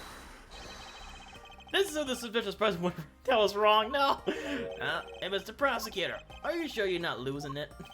I haven't lost anything, so I know my mind. Maybe not, but you definitely have the wrong person. Maybe you're just terrible. Oh, man. You didn't need to add insult to injury. Think, Miles. Okay, Naga. Well, I guess she, but like, isn't she like the one we're trying? I guess we're thought though. I guess the. Okay then. I guess we'll go. I guess I'll go. I guess I'll accuse. I guess I'll just do Sheena then. Ooh. Take that. Your answer is Sheena. Yes, because let's consider what would have happened if the Yatagarasu had used the door. When Kay screamed upon discovering Mr. Kojin's body, the Yatagarasu would have run right into Agent Sheena, who was in the room next room over. Yeah. Agent Sheena, would you mind telling us you saw the suspicious person in question? No, I didn't see anyone. You see? Therefore, the Yatagarasu could not have escaped the door. It just means the creep slept out before Sheena made it out into the hallway. I doubt that, as there was another person in that hallway. I literally just answered with Gumshoe. You're telling me that was... I literally just used Gumshoe as an answer, buddy. Just before I even tried Sheena. Fine. I guess, okay then. Accept it. Detective Gumshoe, where were you exactly at that time? Me, sir? Well, when I heard Kane scream. I ran towards Mr. Kojin's office in the opposite direction of Sheena, sir. So, Agent Lang, can you explain how someone could have eluded both of them? Even you must see that under these circumstances, the door was not a viable route. Way to go, Mr. Edgeworth! You nailed him with just an explanation what happened. Yes. I have eliminated one of the possible escape routes from that room. But this is far from over. You make Agent Lang aware as well. If yet another possible escape route that the Yatagarasu could have taken. I get it. So that's what you were trying to show me. Hey, Mr. Prosecutor, let me guess. This is what you're trying to say, right? Because the door was not a valid escape route, then there must have been another way out. Precisely. Hey, Mr. Edgeworth, it's time to bust off our revolving fireplace wall explanation, right? No, not quite yet. Huh? But why? I thought this would be the perfect time. The revolving wall on the Bobbly side is known to only 4 people, and if we use this information unwisely, the truth may escape us in the end. What's with all the whispering over there? Scared I'll figure out your tactics? Let me go, story, Agent Lang. Come, let's continue where we left off. That smug, haughty attitude of yours. Really rubbing the wrong way, you know that? Heh, well, no matter. I figured it out already anyway. The only other possible escape route besides the door is the room's lone window, and since this eerie picture of said escape route exists. Are you saying this proto captures the moment of the Yagarasu's escape? I guess this was bad. Must have filled him wrong in this photo. I have to admit that at first I thought the window to be a possible escape route as well. However, I now know that to be impossible. Now I realize you may not know this, but humans can't fly. Of course I know that. That's bloody common sense. Besides, I never said I thought that photo could be of the Yagarasu's escape route. I suppose not. Alright, then explain yourself. The shadow in this photo is not the Yagarasu that he was chasing after. You can say that whatever you like in whatever language you want. But there's only one language I really understand, and that's the language of evidence. Very well done. I present to you the proof that the present case saw is not the same one in this photo. Wait, what?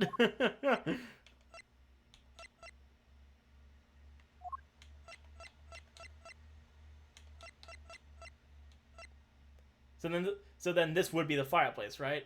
Would it? I don't know. Because, I mean, it's the only thing that makes sense to me, right? I guess I'll find out. Nope. Not the fireplace, dang it. We're not there yet. So, no fireplace yet, okay. Yumi, what do you think? Me? Alright. Ms. Montgomery, what do you think, sir? I don't think anything, because I already know that this was absolutely nothing. Dang it. Last thing I knew was him laughing in my face.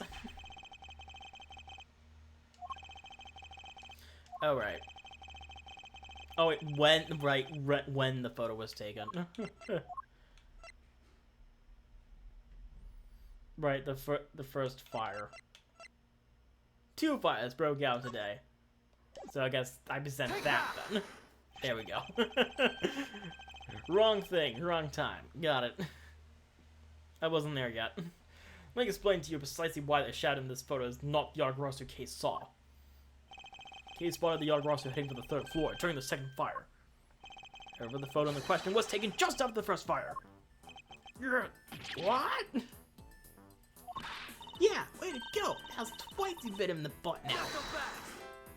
We're not done yet. You still have to explain what that shadow is, and how the Yagarasu escaped. I don't suppose you can answer both, can you? Regarding the proto, I admit that we don't understand what it means quite yet. Ha! As I thought. However, the Yagarasu's escape route? Now that I can answer. You can. Now then, Mr. Pratsky, go on. Enlighten me. Hold it! Even I explain it, you'll try to find some flaw in what I have to say. You're busy heading up the Alabasta investigation, correct? In that case, I doubt you would have much knowledge about the Bobbly side of the case. So I invested the lead on that side, Agent Sheena explained in my stead. Ugh, Sheena is my subordinate. If I don't stick up for her, how can I look her in the eyes and call myself her boss?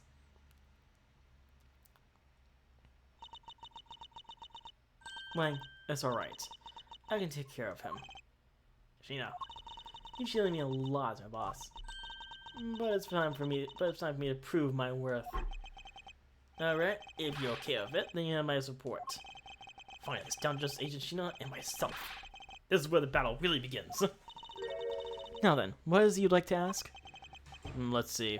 Why don't we start with your movement inside the Bobbly's embassy? Alright, here we go. So this is a test. Okay, so now this is probably where the fireplace comes in. During the 2nd fire, I was searching for the Yagarasu that had appeared in Babal.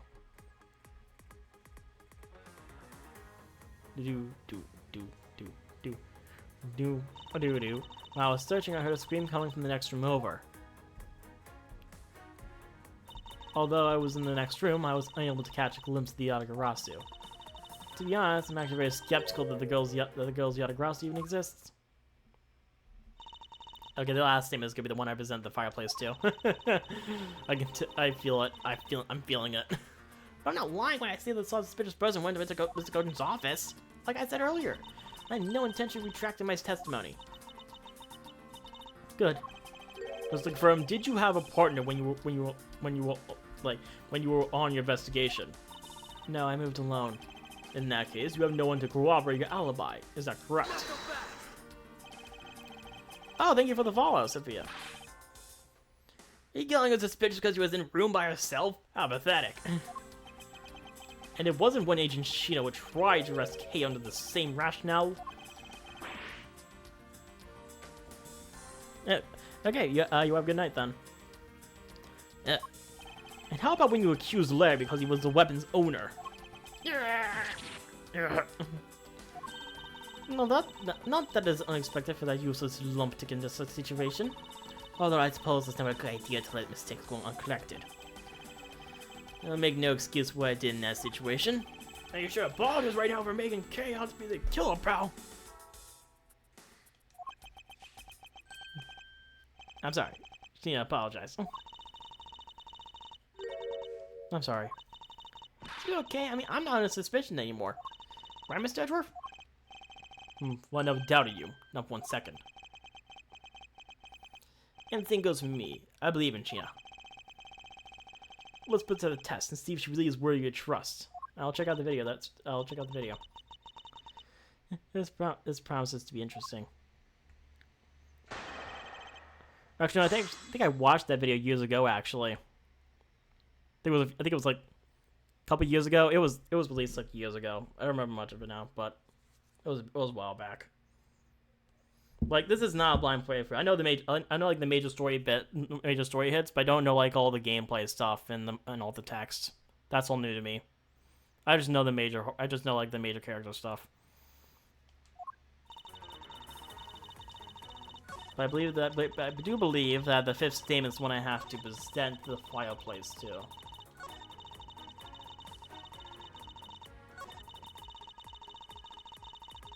Yeah, because we have to prove the Yagurasu exists, and how we prove that? The fireplace.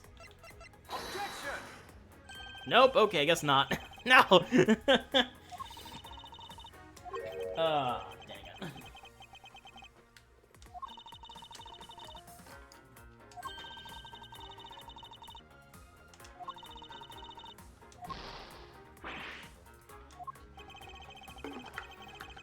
Well.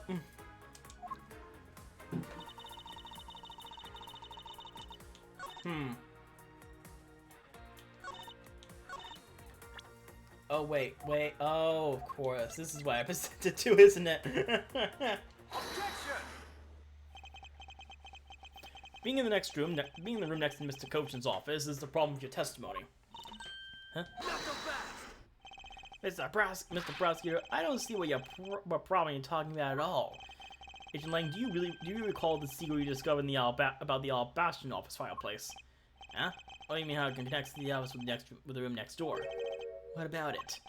Well, Alabast is the only country with a secret connecting fireplaces. What? We got the pursuit music. The fireplace in Mr. Kochin's office holds the exact same secret. What? Yagurasu didn't escape through the door to the room or the window. The escape route was through the revolving fireplace wall and into the next room over. Now do you see? If the Yagurasu had escaped to the next room, then the thief will run straight into Agent Shina. Meaning that is impossible for her to have missed the Yagurasu. Yeah. What is the meaning of this, Miles? Well, would you care to explain, Agent Shina? How you managed to completely miss the fleeing Yagurasu, or shall I? Oh, she is ready. Your claim that you were in the next room was a lie all along, wasn't it? The truth is, you were the one Kay saw in the coat. Pretending to be the Yagurasu, and you were the one who she chased after. As you tried to lose her, you ran to Mr. Kochin's office and headed for the fireplace. Then you shid your coat in the next room, leaving it there to emerge as Agent Shina. After that, you came back around to place Kay under arrest. Does that sound about right? If not, then speak now, forever hold your peace. How dare you make it look like the bad guy when you're the suspicious one, pal? Oh, her disguise is breaking. Hello, you. Sheena.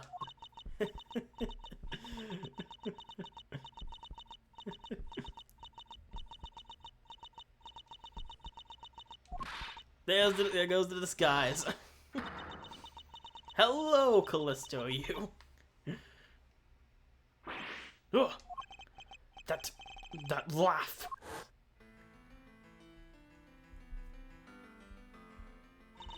I didn't remember this irritating laugh. Ugh. I'm getting chills down my spine. Can't be, but it has to be. Gina, what's wrong with you? I'm sorry. It was so funny that I couldn't help but laugh. Funny, you say?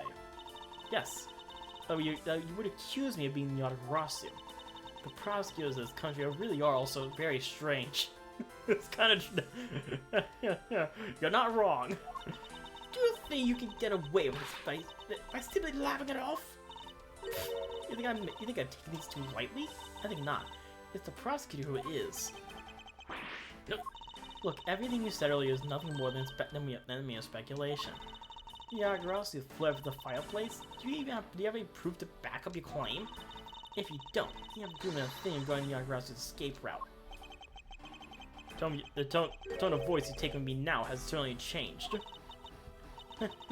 That's because it's been a while since I've had this much fun. I think I'll let loose and then we can have a real battle of wits. For an age of interval to show me the true power of your mind. It is a great honor.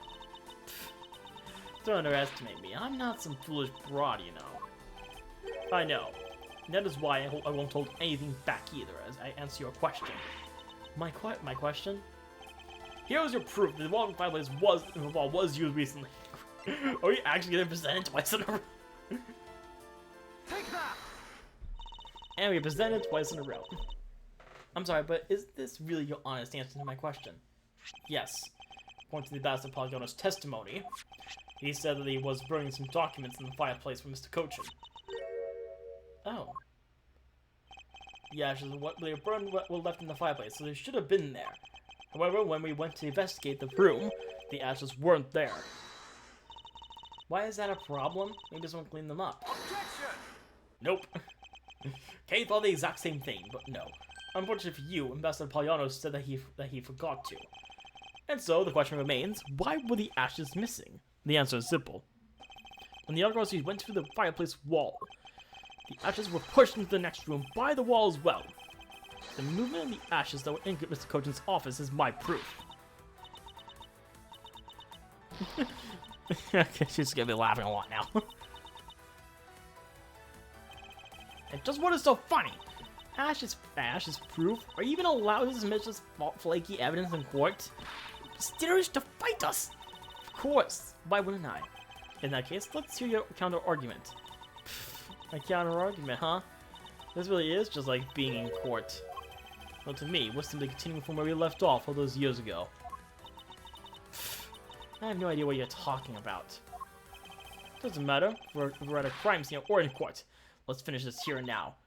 I suppose I've had a lot of fun today, but I grow weary of this game of cat and mouse. Let's make this the last test and wrap up this absurd case once and for all. Okay, so I'm just saying now, this is the this picture right here is the biggest lie in this entire case. Because I know that this is not done.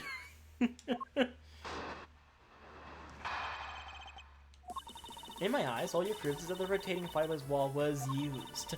But you can't really call that proof the Yatagarasu used the fireplace, now can you? So then, who was it that used the rotating wall? Show me your answer with real evidence.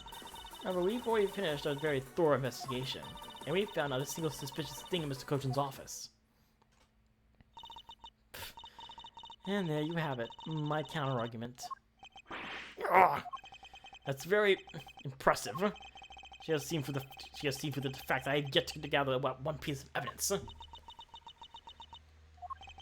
What is it, Kay? I haven't heard a peep out of you in quite a while now. If you don't think you can handle it, feel free to leave the rest of it to us. But okay, pull yourself together. You are a true heir to the Yggdrasil name, are you not? If you want to steal the truth, then you must never take your eyes off of it. This chase you're running to capture the truth. You must see through to the very end. Mr. Edgeworth, you're right. I've still always leads through to the end. So, you go get it for me, Mr. Edgeworth. With pleasure. Looks like a lack of evidence has left you wide open, doesn't it? Sheena, please, show me you're someone I can trust. Don't worry, this will be the deciding match. You'll see. I'm truly sorry, Agent Lang, but I simply can't allow her to escape me again. Very well then, Agent Sheena. Shall we begin? I'm ready whenever you are. Alright.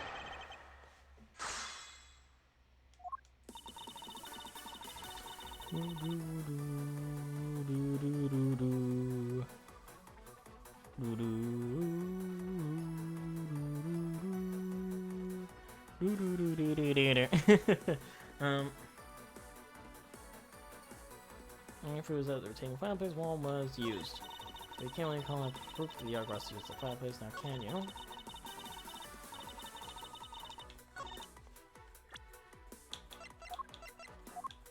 It'd be funny if this would it be very funny if I presented this 3 times in a row. Probably not, but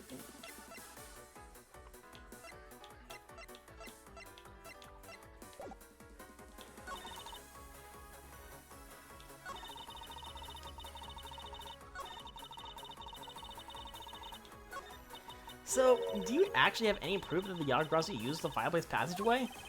No, I haven't found any yet. Then what are we going to do? There's no need to worry, because there is a loophole in Mr. Interpol Agent's argument that we can exploit first. The one in charge of Bobbly's investigation was not Agent Lang, which means with Agent Sheena in charge, it's possible she may have tampered with the evidence. That piece of evidence that we found. If there's one thing I do know, is that someone tried to hide it from us. Wait, so that...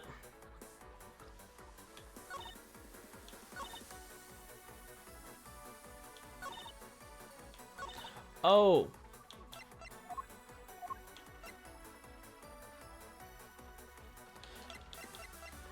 Would it be this?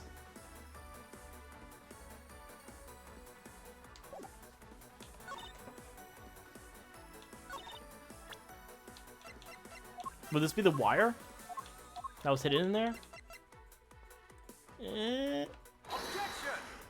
No.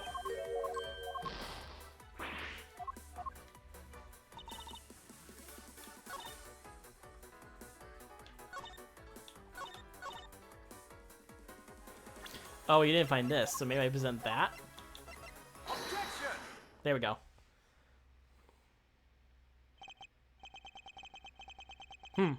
Why do you say that you and your agents have finished your thorough investigation? Are you absolutely certain that you didn't overlook anything? Well, I'm pretty full of ourselves standing there insulting Interpol agents. You better not be insinuating that my men are incompetent, Mr. Prosecutor.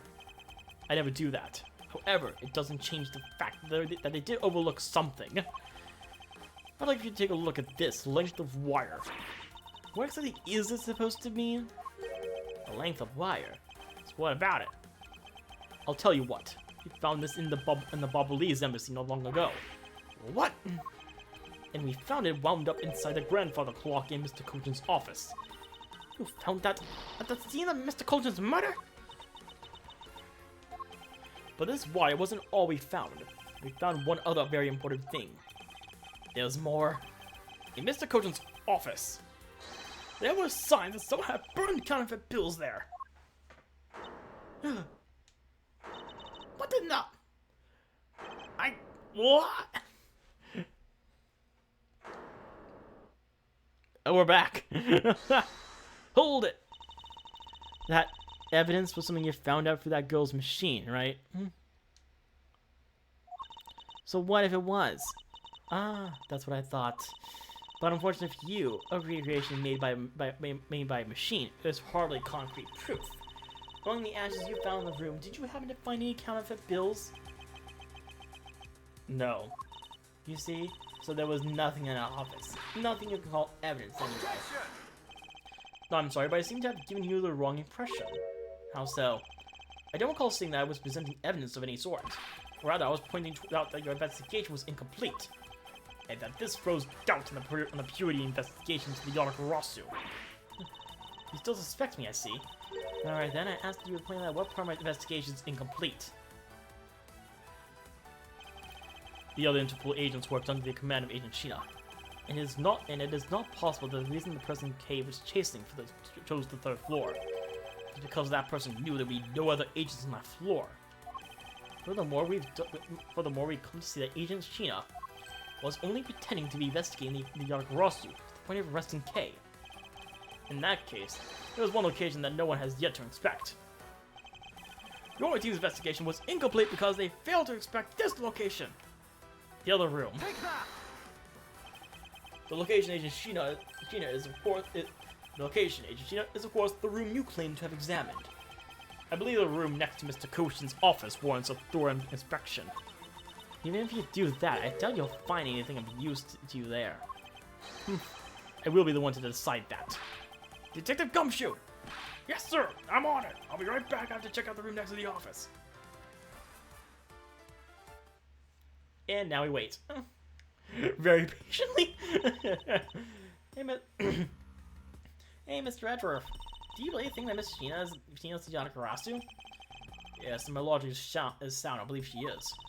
And I'm not going to let her get away ruining the name of the Yonagarasu.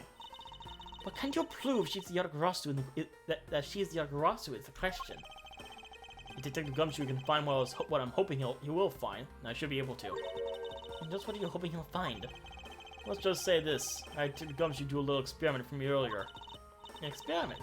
This detective has the brains for high science. It wasn't that mentally taxing. I hadn't used the same escape route as the Yonagarasu.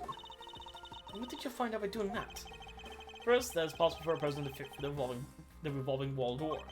Second, that by going through there, his coat was covered in ash and Bobbly's ink. Who cares what his coat was covered in? It's not worth that much anyway. But it's really worth so little. I believe that is actually quite a meaningful result, the value of which I'm about to prove. Mr. Edgeworth, I found some things you really need to see, sir. Great job, detective. Oh, so what are these things that you found? Some makeup, coat, and a pair of shoes, sir. You found a coat? You hear that, Mr. Edgeworth? Maybe it's the one the person I was chasing was wearing. Yes, the possibility does exist. And you know, were these pieces of evidence not in the room when you examined it? Unfortunately for you, those aren't suspicious items of any sort. They all belong to me. They were getting in the way, so I stored them in that room. Ah! Thank you for bringing them back to me. It saves me the trip. May I have them back now? Hold it! These items that the detective brought back are incredibly significant. And the last time I gave you something, you were trying to kill me. I request that we be allowed to examine them. They're my personal belongings. You have no right to touch them without my permission. Objection! I wish to examine them for the sake of the investigation. But if you wish to deny us access to them, Agent Lang, let us hear your opinion on this. I say let me look at your stuff, Sheena. Lang, Sheena, let's put it all out in the open. If you're really innocent, then you have nothing to worry about, right? I guess so. Alright, go ahead and examine whatever you like. After all, I have nothing to hide. Good. Now let's begin. Which of Agent Sheena's belongings are you going to... Oh. So which of Agent Sheena's belongings are you going to examine, sir? Coat. Let's examine the coat. Yes, sir! Feels like you managed to sting your coat rather badly. Agent Sheena... Yonagarasu. The Yonagarasu that Kay saw was wearing a coat. And I'm beginning to wonder if this stain wasn't created when you went for the fireplace. No, you have it wrong. The suit probably got on my coat when I was helping the police put out the fire. And what about this dark substance around the hem of your coat?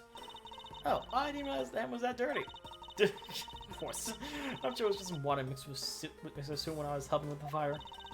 I don't think so. Think you can get away with such transparent lie? Yeah, don't lie to us, pal. This is the same powder dirt that got on my coat when I went to the fireplace. Your words ring hollow in the absence of evidence, you know. Unless you can prove that dirt in my coat is from the fireplace, which I can. But how? You did a great job, Detective Gumshoe. Me, sir. What did I do? This coat. It's exactly the piece of evidence I was searching for. I had to be hoping to find the coat the person Case saw was wearing. And thanks to you, we proved that the going through the fireplace was solely a coat. I don't quite get what you're saying, but I'm happy for the praise, sir. All that remains is for us to show what the dark substance of the coat hem is. Well, and you think you can do that? Of course I can. Okay, so this is the ink again. Take that! Bobley's ink. Yes, this is what will prove that the coat went for that fireplace. According to Ambassador Pagliano, he burned some files in the fireplace this morning. You told us about that already, so I don't want to see the point in mentioning it again. My point is that he spilled some ink on the back wall of the fireplace at the time. The dark substance of the coat turns out to be Bobley's ink. It would have proved that you and the coat went for this revolving fireplace wall. The way she just has a straight face when she recoils like that is funny. Sorry to have clipped one of your wings, Yonagarasu, but we're not finished yet. But you have no way of proving whether or not this is Bobley's ink of the coat hem. Oh, but I do, as I intend to show that it is ink in a few seconds. How? How, you ask? Well, since you don't seem to know, I'm going to show you. This is how I will prove that the dark substance of the coat is Bobley's ink. Burn it! Burn the coat. We can find out whether that is Bobley's ink or not by lighting it on fire. That's how you're going to prove that it's Bobley's ink? Yes. If you please cut a section of the dark stained area stained area for me, I'd appreciate it. Because I will show you here and now what the dark substance is. Sheena, sorry to do this, but I'm going to cut off baby coat. Go ahead. I wasn't planning to wear it anyway. Now then, someone could loan me a lighter or something. Oh, I got some matches. I always scare them with me so I can light smoke bombs. Then if I could please have 1K, we can get this experiment underway. The flame! It's the same color as the flame's white crystal oil produces, which means Bobley's ink is a product of white crystal oil, and when lit, the ink produces a green flame. I believe the time has come to clip the Yonagarazu's other wing. Miss Sheena, you're the fake Yonagarazu, the one who killed my father. It's about time you came clean, Agent Sheena. Or should I say, Callisto you. Hey, Mr. Prosecutor, you're not serious, are you? Do I look like the joking type to you? Callisto you? I never heard that name before in my life. That manner of speaking, and that attitude, you haven't changed a bit in 7 years. You're like that fence trying to kill Mr. Faraday and try to frame me for it. Oh, really? And you have proof? You insist that I am this Callisto you woman, but you can't prove it. If you have no proof, then I'm afraid you won't be able to lay a single finger on me. The raven is a very unique bird, one that flies by the darkness of night. However, the light of dawn has arrived, and will reveal your true ugly form to the world. Enough poetry. I want to see some evidence. Do you really have something that could prove that she is Callisto you? I do. Something that the second Yonagarazu has preserved for us these last 7 years. Do me the honor, Mr. Edgeworth. I will, Kay. We have finally come to the end. We'll prove her to be Callisto you with this, and clip this Yonagarazu's wings for good. Take that! This perfume. This will prove you to be Callisto you. It will? Kay has preserved it perfectly for us. Surely you remember this bottle. This belonged to Miss Yu just before she disappeared 7 years ago. Naturally, this means that a few of her fingerprints are on here as well. This is that bottle of perfume you spilled, which I have preserved ever since. I heard from my father, Bern Faraday, that if stored under the right conditions, a fingerprint can be preserved for decades, which means that your fingerprints are still on here, every last one. We can clear everything up if we were to compare the prints on this to your own. Now come, Agent Sheena, please submit yourself to our fingerprint test. Oh, here comes the breakdown. Oh, she's a maniac.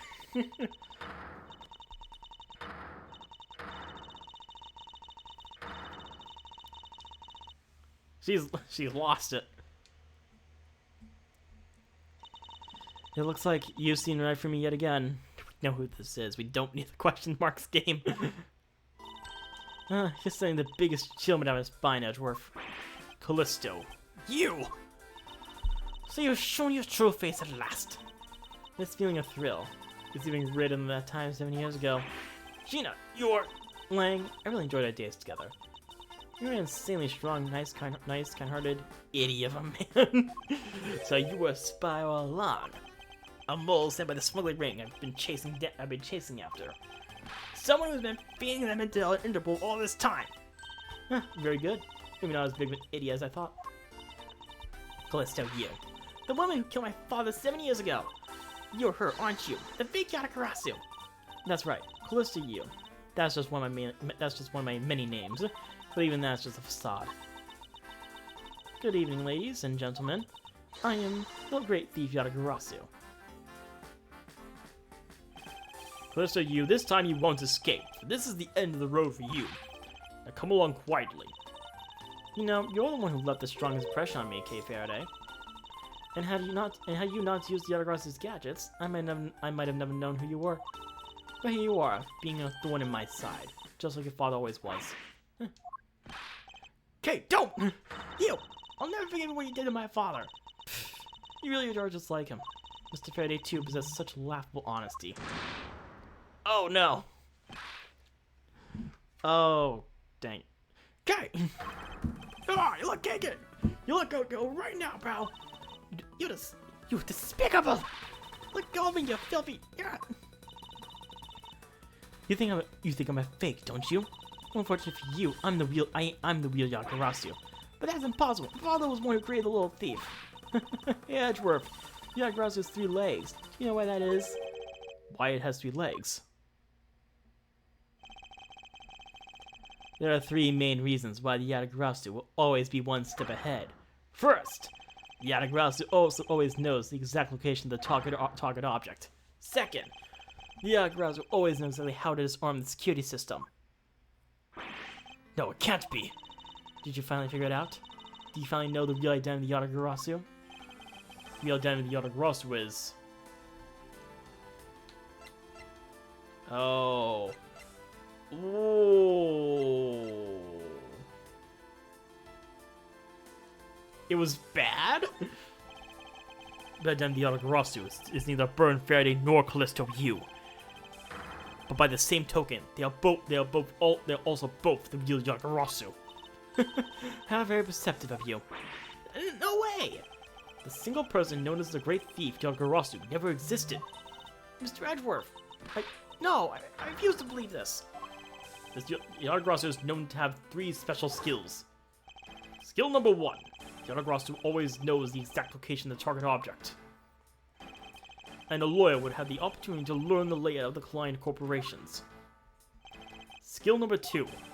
Yatagarasu always knows exactly how to disarm the security system. And a good prosecutor would be well versed in the ways of a criminal. And skill number 3. Yatagarasu doesn't leave a single shred of evidence behind. Ever. Oh. Detective Bat! It was only natural for the Yatagarasu to never leave evidence behind. Because the lead detective on the case hid it all away. You're the 3rd member of the Yatagarasu? You. I've been looking for you for a long time. 7 long years, but I finally got you. Why, Mr. Bat, long time no see. What happened to us? We used to be such a great team. If you were such a great team, then why'd you kill my father 7 years ago? Why indeed? It was nothing personal, really. He was just another person I had to kill. How can you say that? Look over here with this, and it's about time for everything to come to an end. And this time, I won't miss. Stop! You! Okay! It's over, Sheena. Your leg! Oh, he just took a bullet. No. Okay, so it looks like a bat. Okay, so it looks like bat fired and shot Lang, and then Lang redirected Sheena's. You're just lying! Ugh. You idiot! What were you thinking? Jumping from a gun like that? What are you risking your life for? Sorry, Detective Bad, but no matter what sort of past she may have had, or even if she is a spy, it doesn't change the fact that she is my subordinate. As long as she is, I can't let any harm to come to her, not even from you. You really are an idiot, you know that? That's fine with me. You should know by now that this is just how I am. Hey sis. Yes? I want you to conduct a full body search. Sheena might have another weapon on her. Alright. Gumshoe, your assistance, please. Sir! Hey, I found something. What is this, sir? Looks like the blade of a knife, but doesn't have a handle. It's a great find, Detective. Huh? It is, sir. Let's try pairing this up with a blade. This blade with its handle. Take that! Finally found it. I believe this blade actually belongs to the handle that was on the murder weapon. Hey, they fit together perfectly. This blade must have been taken from the crime scene when the knife handles were switched. I'm gonna go return this to the I'm gonna go return this Bobbly's knife now. All right. Trust that you'll make sure that it is returned to Ambassador Poliano. Bobbly's knife handle given to Detective Gumshoe. I believe this makes it perfectly clear who did it. Callisto, you! Well, the only time the handles could have been switched is just after Mr. Cochin's murder. Huh. Which means that you must be Mr. Cochin's killer. You killed Mr. Cochin with the alabaster knife. Oh, there he goes. We switched the handles, and then took you the original blade of the Bobbly's knife with you. Later, you allowed yourself to be spotted by Kay near the open-air stage. You used the fireplace to lose her, then you went back around to accuse her of the murder. Does that about sum it up? Objection! You craft an engaging tale, Edgeworth, but there are two problems with it. Problems, in more respect. What do you think my real reason was in allowing her to chase after me? It was all so I could capture Kate Faraday. What? When I saw you using that device to gate Wonderland, I knew right away that you were Byrne Faraday's daughter. I became curious, so I researched a little into your background. That's how I found out that you were on the trail of the Yatagrasu. So that's why you tried to pin Mr. Cochin's murder on me. Yes, I knew you would show up at the embassy tonight, so I thought to use you. But pinning the murder on you was my only goal. You had another? Yes, as I had you under arrest, I had planned to search you and take back the device that rightfully belongs to me, the true Yatagrasu. You were going to take Little Thief away from me?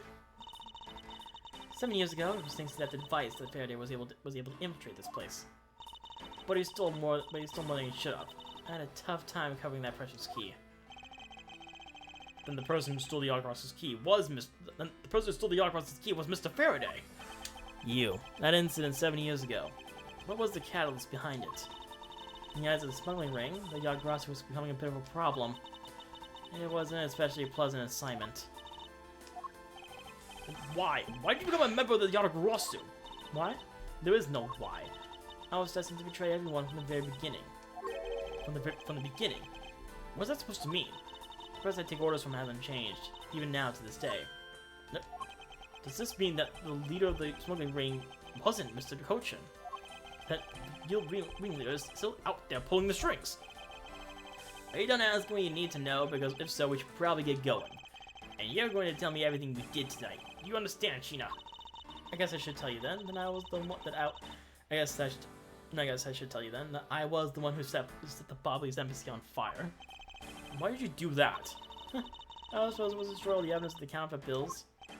That was what the smuggling ring was trying to do. But then why start two fires? Sorry, but I can't tell you anything about the ring. It's your job to complete your investigation, after all. I've had my fun. Now it's your turn to enjoy the ride. Wait! Miss Sheena! Yes?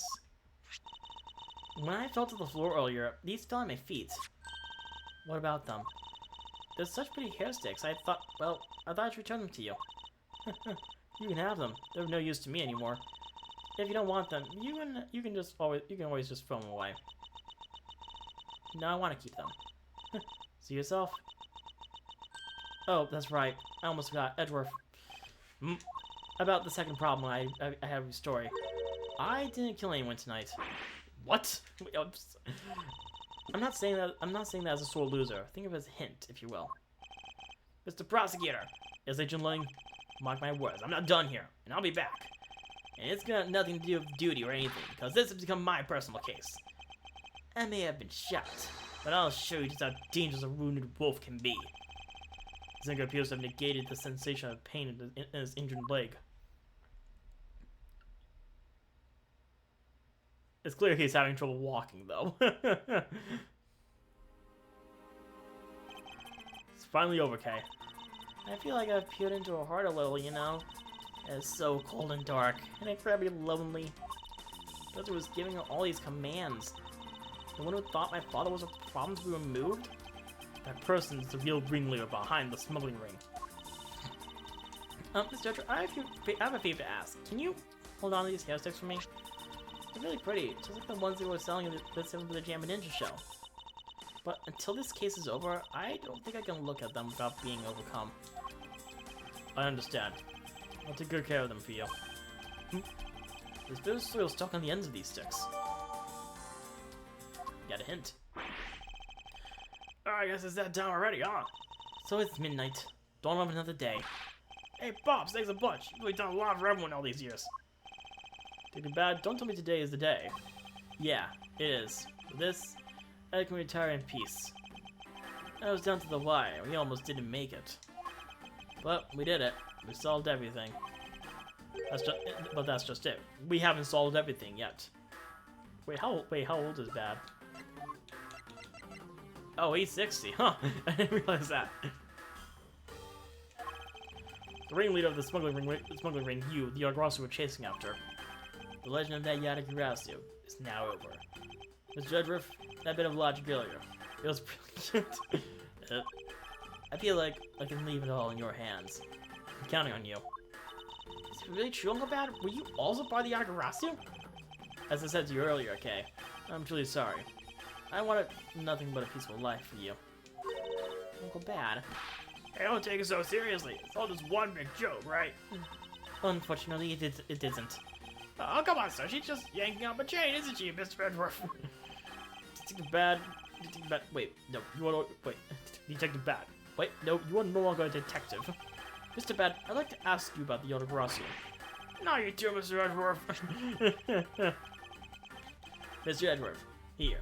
I should give these back to you. These are the pages from my KG. So he was the one that broke into the office. Wait, what? Mr. Edgeworth, I must apologize for last night. So the Yagarasu who stole my room was you, was it? Wait, that means what? Tell me it's not true. That's too insane for me to believe, sir. It's true, even if it's not something you want to hear. KJ incident. It was a very emotionally trying case. We stood in that courtroom, Faraday as the prosecutor, and I as the lead detective. Faraday had evidence in his possession that would prove the defendant guilty. However, because it was stolen, the defendant was found innocent. You was the eldest sister, the victim in the case.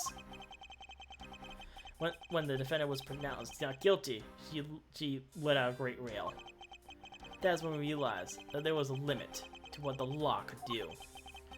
The only way to bring someone like that to justice was to do so outside of the courts. That's what we thought at the time. That's how we formed the Yagarasu, and vowed to bring to light any dirty dealings companies had with the ring. It included companies that dealt with the Almano group. Mr. Almano's conglomerate. We called ourselves the Yagarasu, and flexed our collective muscle. We exposed all sorts of shady dealings as a warning to the business world as a whole. By doing that, we were able to stop the higher-ups from covering things up. And then, it was finally time. We have finally arrived at the moment when we find out the ringleader's true identity. It was then that you literally stabbed us in the heart, and Faraday, he died for it. But why? Wasn't she the sister of the victim in the KG incident? At Faraday's staff, I looked into her past, and that's when I found out that she was a phony, the victim of the KG incident, CCU. She never had a sister. What that means? Sheena wasn't the only fake name she used. Felicity Yu was also another pseudonym.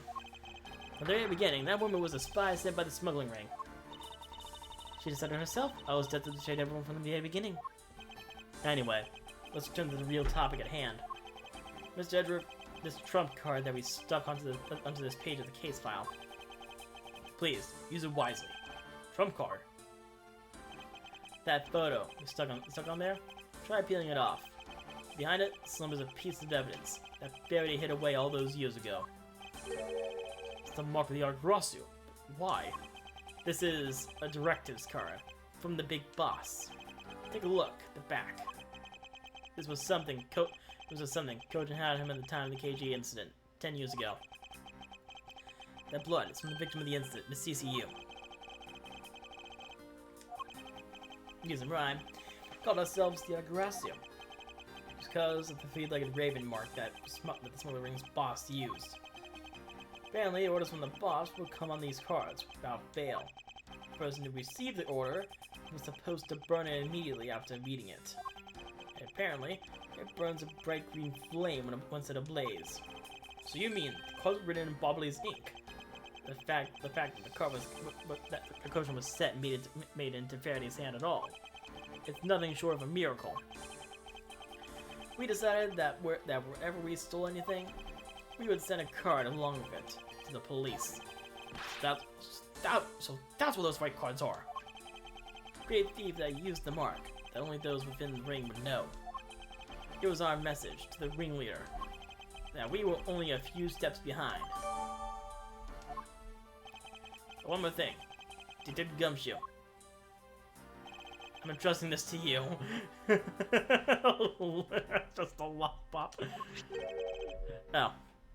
Oh, is that the tape from the KG incident? What is this, sir? This is what I was talking about earlier. During the KG incident trial, Faraday had this in his possession. This important, definitive piece of evidence. What I thought was stolen? How do you have it? The person who stole it from us 10 years ago was a man by the name of Ernest Amano. He had it locked and hidden away all this time. But we forced him to tell us where it was finally, after the other day's kidnapping case. This video! Oh! What? Don't come any closer! I'm warning you! This is the same video as the one Mr. Portsman was trying to conceal from me! Yeah, it was seen that even he was caught up in the ring's web. Amano was preparing to take on the boss someday, and the video was his insurance. That's where that prosecutor comes in. He was to retrieve the video. On top of that, he was apparently instructed to sneak into your office, and steal a trump card. You saw it for yourself, right? The card that told him to preserve the evidence. Then that card was not the calling card of the Argrasu, rather a directives card from the ringleader of Mr. Portsman. The two pieces together make a strong weapon for whatever holds them.